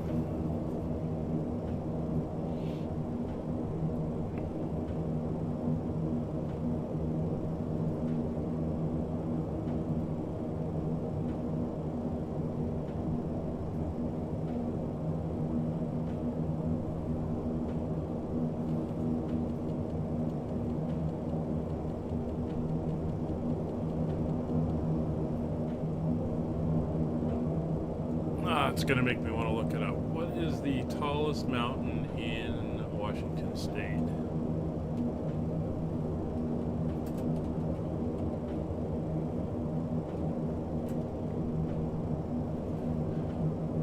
Rainier. That's it. I wonder if that was Mount Rainier we were looking at.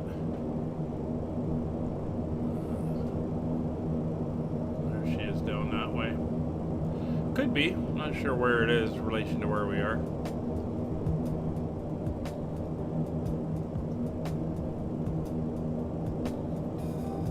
Town's right down below us.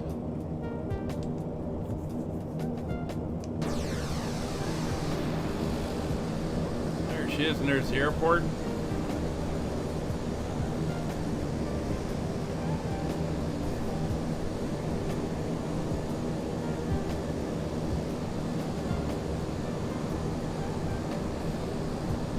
Now it says the VOR. If I zoom in, is located right about there. So we're gonna look down. Oh, I think we can see it.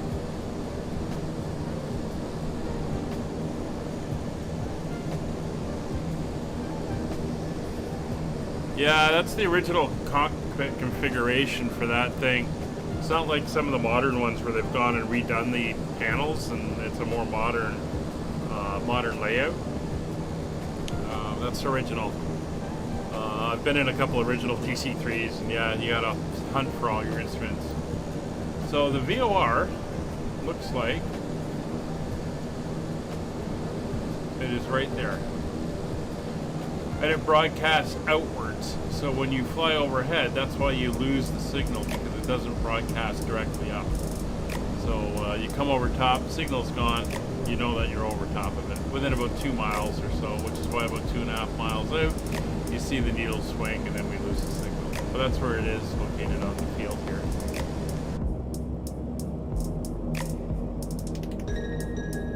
We're just 6 miles out, roughly.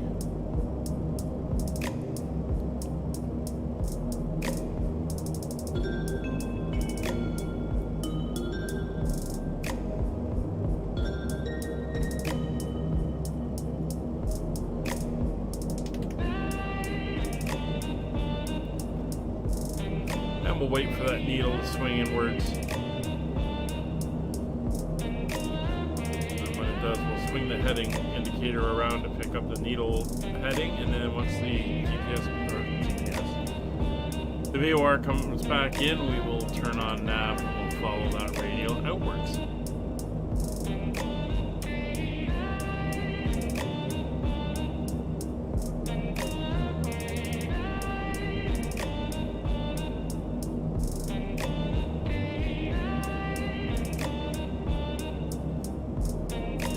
Watch to see if this switches, because there's a whole thing about going to and from, because this doesn't know which, or it does know which way you're going if you're approaching or leaving, and so if you're flying in on a radial, it's got to know whether you're heading to the VOR or away from the VOR. There's a whole thing with that, which I remember from when I was doing my training. There's the change. We'll switch over to that heading. And then when it comes back in, we will go into nav mode.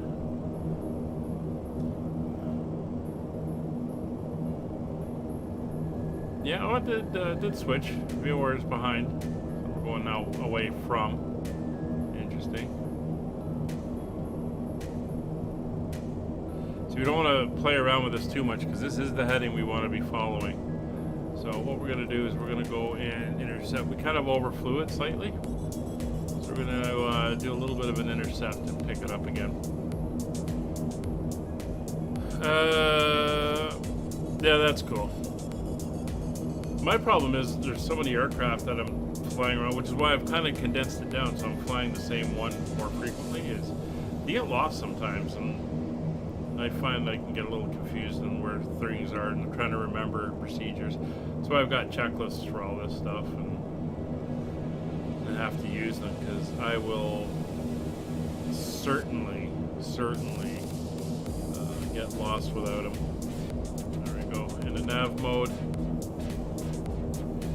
Turn on course. And then we'll get ready to start heading down. So we've got 2 plateaus to go over. Both have rivers and stuff. That's what's carving out around them. So we're going to first be crossing over, well, it's a series of lakes actually. And after that, we'll be going over the Columbia River. over another plateau and then down into the airport and town, or the airport's actually just beyond the town in the direction we're flying.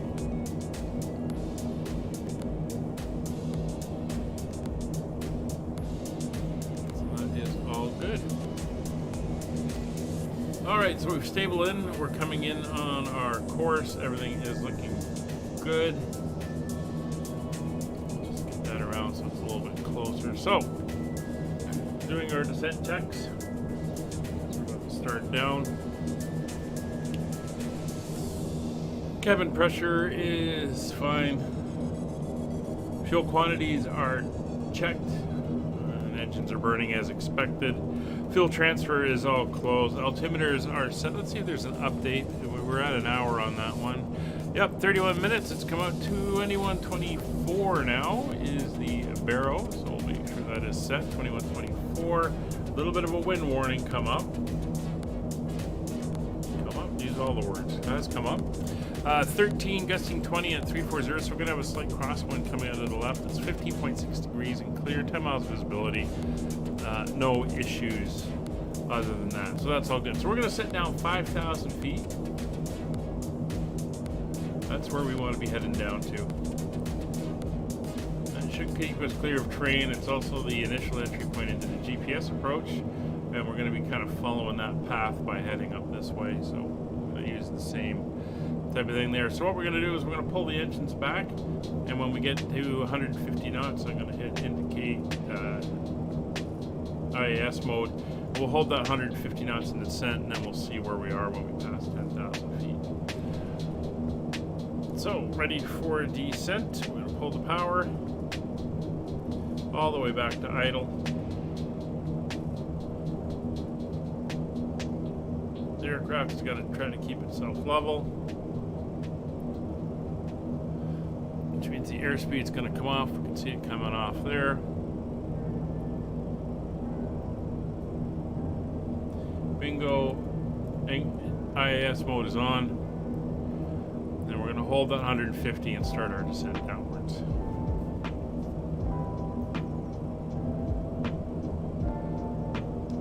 Omak area traffic, Allegheny 32, leaving 16,000 feet inbound for runway 35 Omak.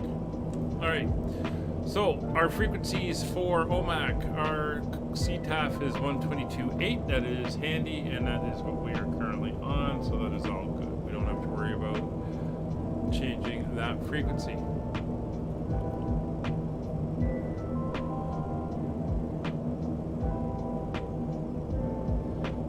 Making a slight adjustment to 339 for our course, try to keep us tracking inbound properly.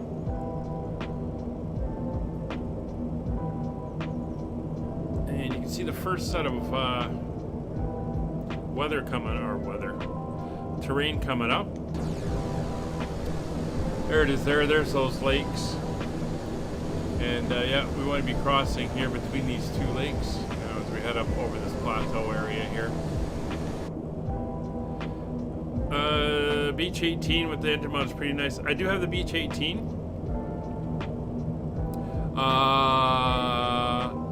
Having flown tail draggers for 14 years, I can tell you that the physics in the sim are not 100%. I have trouble with it, and I've flown many different types of tail draggers, so it's a bit rubbish in the sim. I'll give you that. I do have the Wacko as well, and yes, it is impossible to keep on the runway for that reason. The tail wheel physics in the sim are way too twitchy and do not reflect how it is in real life.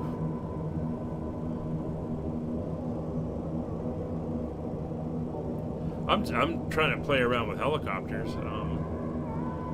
I just picked up a new one, one of my favorite helicopters. I'm going to be playing with that and seeing how that goes. But low speed flight in the sim, not good for me.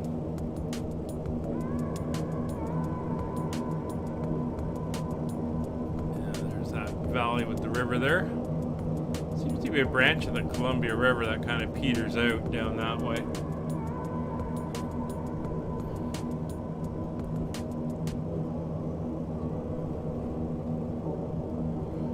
But I've seen wackos in real. I've seen the WMF in real life at air shows and stuff that I've been to, and God, that is a gorgeous airplane.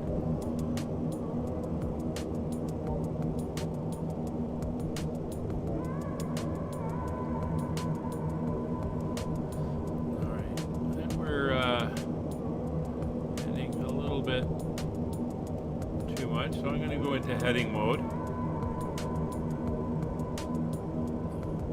Just gonna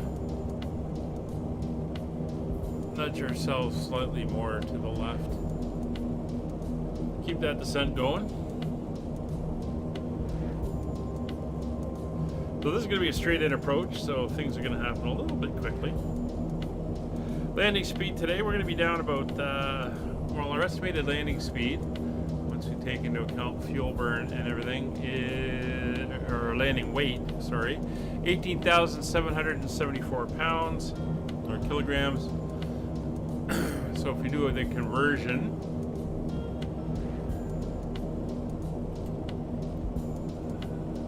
uh, 18,774, that's roughly 41,000. Puts us down there. So we're going to be landing. We're going to be landing at flaps 45, given the short runway. So we want to be touching down somewhere around 82 knots. So below 90. Below 85 if we can do it. Let's see how that goes. So watching our track over the ground. Just turn a little bit more to the left. We are descending at 13,000 feet. So we're going to throw on the seatbelt signs in the back, let them start getting themselves all set up and ready for landing.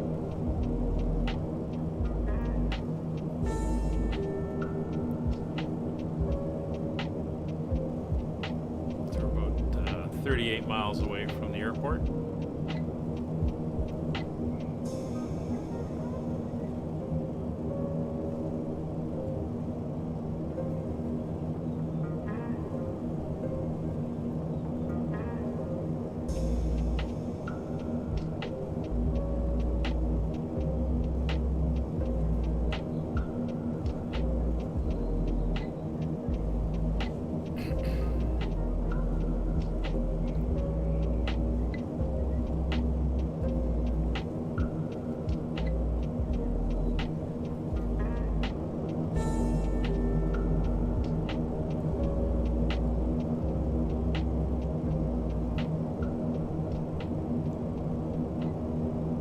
Bit of clouds starting to show up to the west there.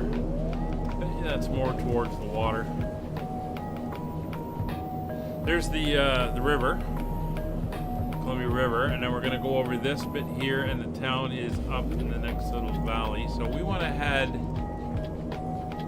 more that way. Kind of a visual approach thing here.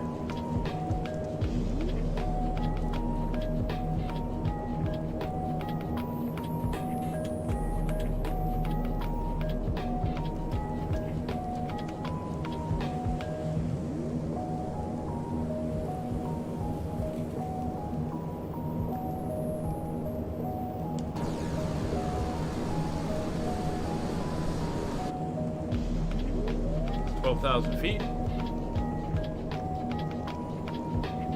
We have begun our final descent into Washington. Flight attendants will be passing through the cabin to collect any trash one final time. Please ensure tray tables are stowed and seats are in the full upright position. Please also store any carry-on items either in the seat back pocket or under the seat in front of you.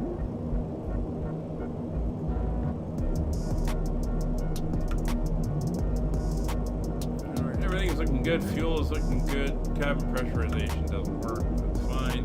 Everything else is looking good there. The lights are on.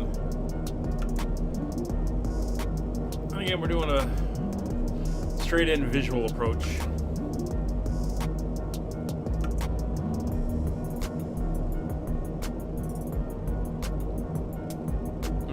going too quickly.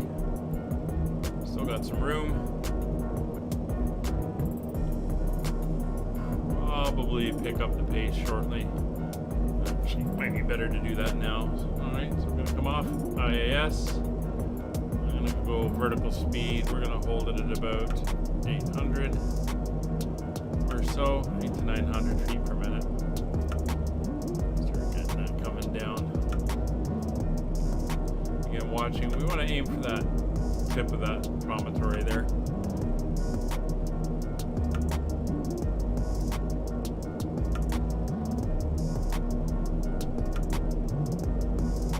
Alright, 30 miles to go.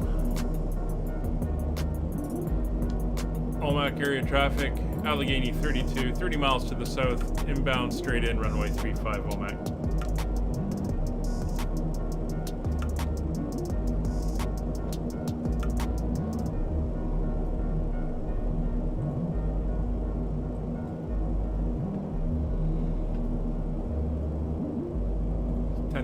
Feet coming up.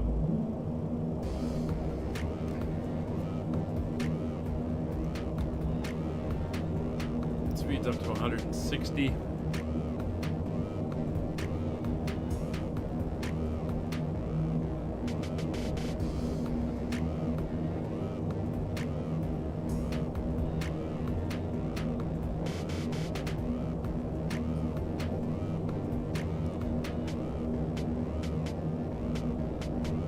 Want to be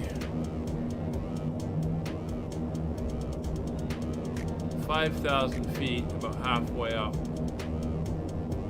here. So we got about 5,000 to go. We're not doing bad. Keep an eye on that.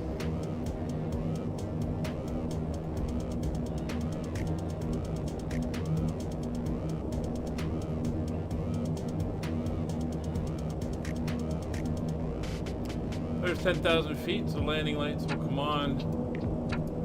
Just give them that ding in the back to advise them.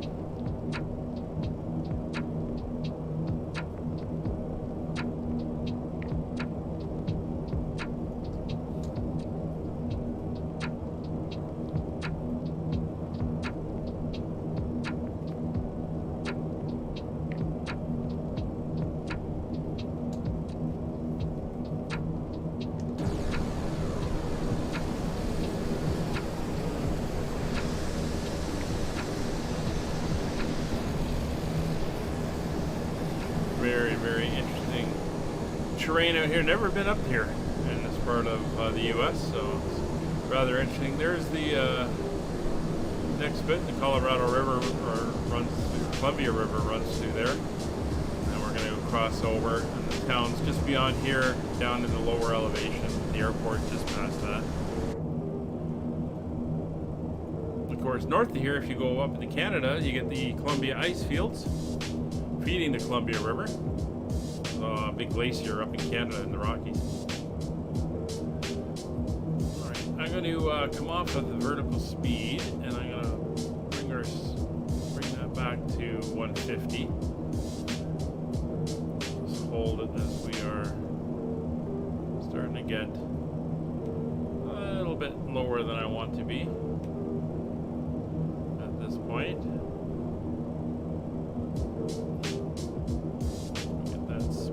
Again.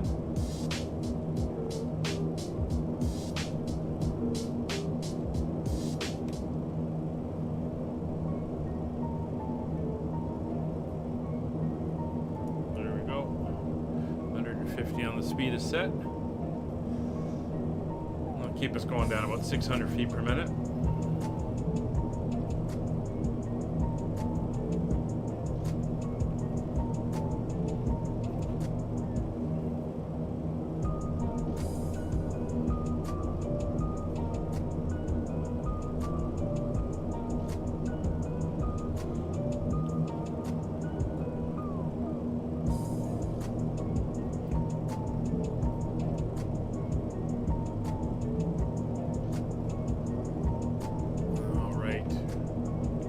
So once we touch down, we're going to be doing a right-hand departure. Probably go all the way up to the end and then taxi back.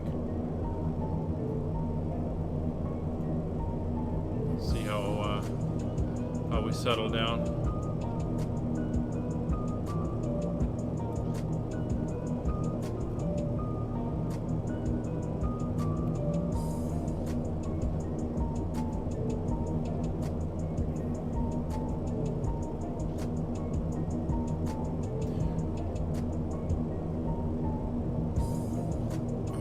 Set our minimums at 200 feet. That's on the radar altimeter. So we'll do our final checks now as we're coming down. Cabin pressure control is set. Engine bleeds are set to low. Auxiliary fuel pumps are coming on. Passenger signs are on. Final ding for the cabin. Taxi light is on. Landing lights are on. Altimeters are confirmed. Local pressure 3024 set and cross checked. Engine mode, our engine intake deflectors are all retracted. And the next thing is condition levers to max, which will happen shortly.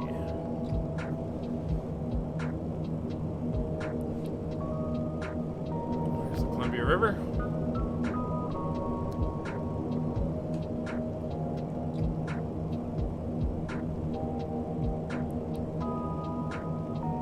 We hit Wayne, which is the point right towards the end of the promontory here. We could be at 3,600 feet. And it's a fairly steep angle in, 3.54 degrees. And we're going to want about a 625 foot per minute descent, since we'll be doing about 100 knots as we come down. So we are slightly offset right now, so we're going to come a little bit more to the right.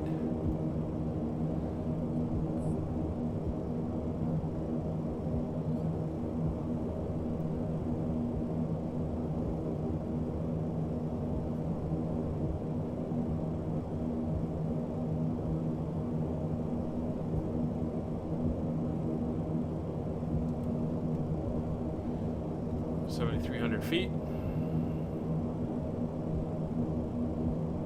Ground speed of about 147. Winds are, as mentioned, fairly strong out of the northwest, 13 to 20. So we've got a little bit of a headwind we're working into right now.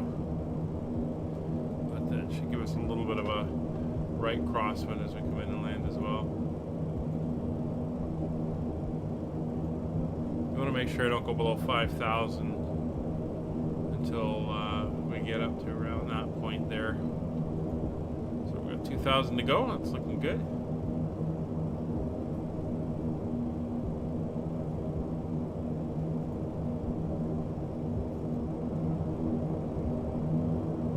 No ILS or anything. This is a completely visual approach.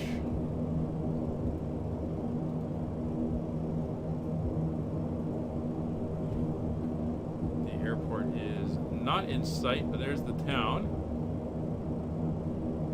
And the airport should be just beyond it, up in this area.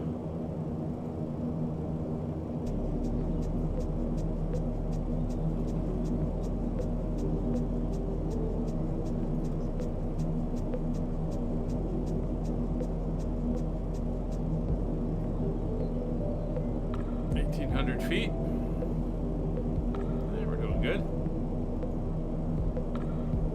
We'll watch when we start to level out though, just to make sure we don't lose too much speed. When we hit Etori, we're going to slow down to 125.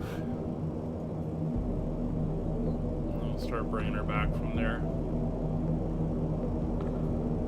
So we'll start to slow down fairly quickly once we start dumping flaps and the gear, and once I push those engines into max RPM.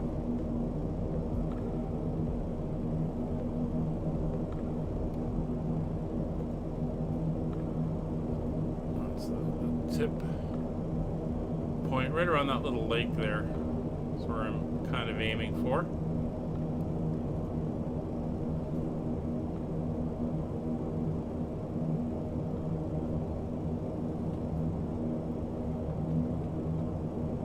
In case we do need it, our alternate today is Seattle. Hopefully we're not heading to Seattle.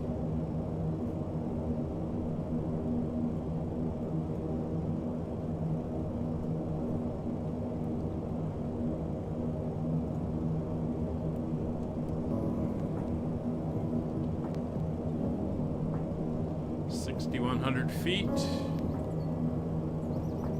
We're a little high. That's fine.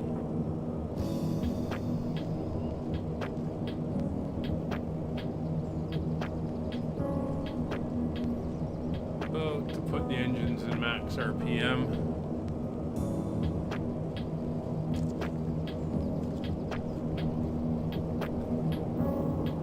All the weather effects, terrain effects for the seasons are being provided by Rex AccuSeason Advanced. That's adding in the texture layers and making it look like it does right now, like little bits of ice and stuff around the water, a little bit of snow up in the mountains still, and pretty bare trees, shrub pines and stuff like that, looking really cool.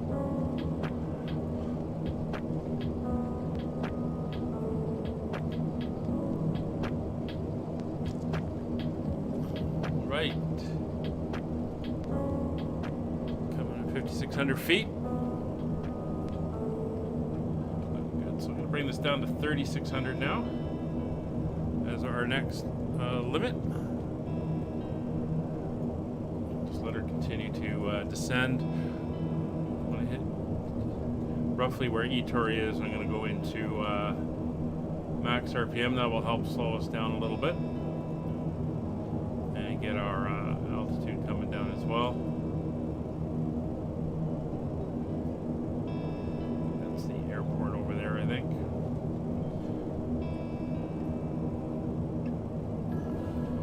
So we're 400 feet high. So we're going to bring the engines up into max RPM.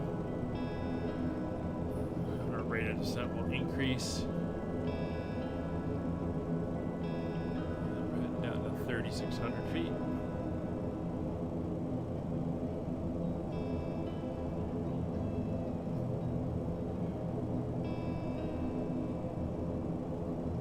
Oh, look at that, almost 5,000 feet exactly.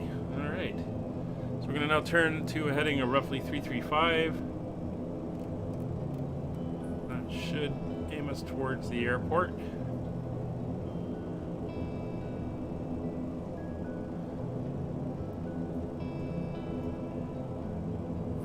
Should be out in there, that area there. All right.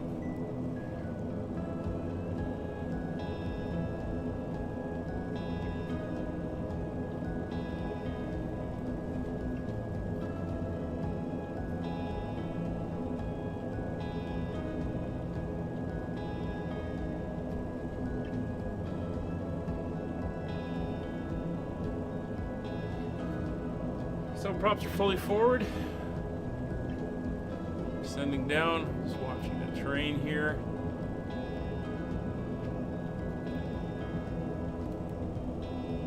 Just keeping an eye out for the airport.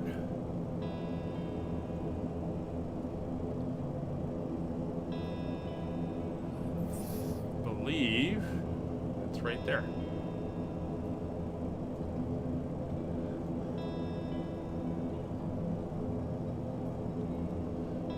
Is. All right, so we're going to offset. We'll start heading down and in. I can hear you, Molly. I hear you. All right, so flaps coming down. Flaps 15. Autopilot disconnected. Start bringing the speed back.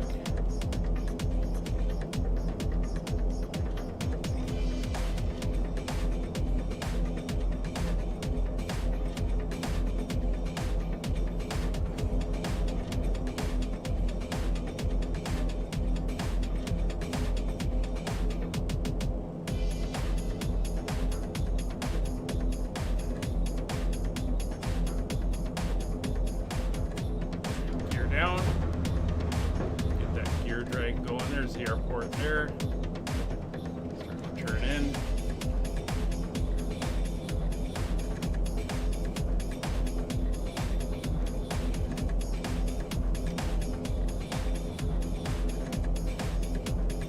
Single runway.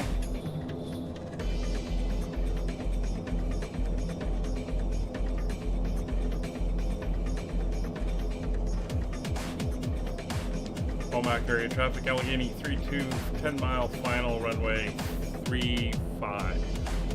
Omak. Alright, we've lost the VOR, that's fine. Speed coming back to 130, flaps 25.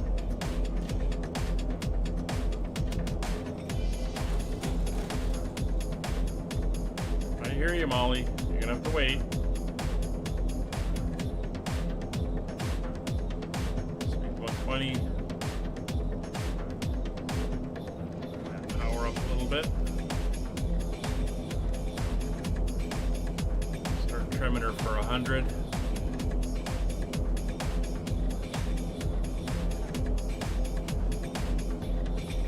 And 110. So flaps 45.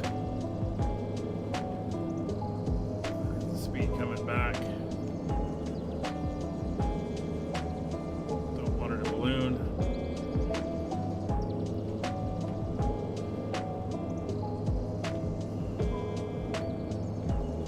Got roughly 2 whites, 2 reds. We're down to 92. Trying not to hold too much. Trim is clicking.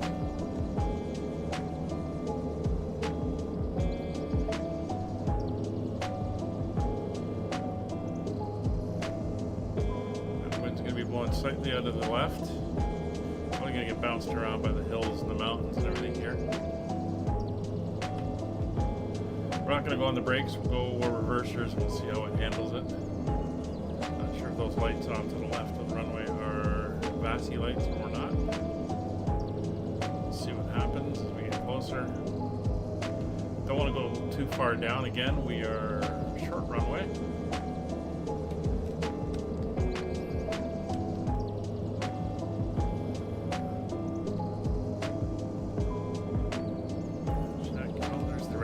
Okay. 1 and 1. Good.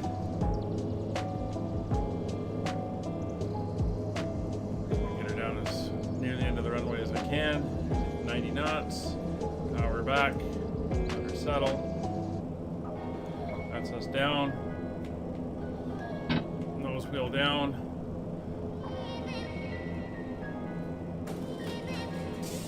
Reversers on. Off. There we are. Welcome to gentlemen, Omak. welcome to Washington. The local time is 2:51 p.m. and it's currently about 61 degrees Fahrenheit. You can now use your mobile devices. Please remain seated until the aircraft Right, is we're going to get ourselves off. and the seatbelt sign is turned off. Please excuse Molly there. She's wanting something. Probably her dinner. We're a little bit late. With us and we hope to see you again soon. Taxi down, so we'll get the flaps up. Around the corner here. Let's do our checks now that we are down. Alright, control lock is engaged. Condition levers are coming back. Low and 2 and 3 are in feather. Flaps are fully retracted. Collision light, anti-collision light, go to red. Landing lights are off. Strobe lights off. Engine intake deflectors are closed. Windshield heat is off. Pitot statics are off. Spoiler taxi switch is set to taxi. Yaw damper off. Weather radar is enough, and TCAS is off. All right, let's get into the airport.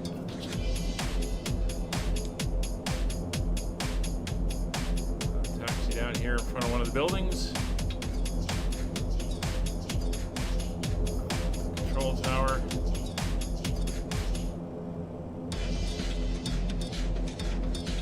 Taxiway is closed.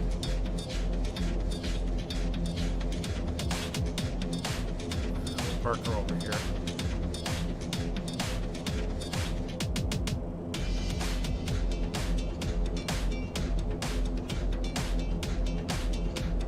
There we go. Parking brake is on. Taxi light is off. Power levers will come up to flight idle. Ignition levers for all engines are now in feather. Weather radar is off. We'll shut the DMEs off. Steering is set. Engine bleeds are now off. Engine shutting off. Anti-collision light off. Position light is off. Passenger signs can come off. AC generators are off. External power is connected. Anti-skid light, or anti-skid light, anti-skid button, our switch will come on. We will open up the door, and there is everybody getting off. So welcome to Omak in Washington State. We made it to the northwest corner. We'll carry on. I think we're heading down, as I mentioned, down to California. No, we're heading down to Oregon. Salem, Oregon after this on the next flight on Monday. Take care. Thanks for coming along. See you then. Bye for now.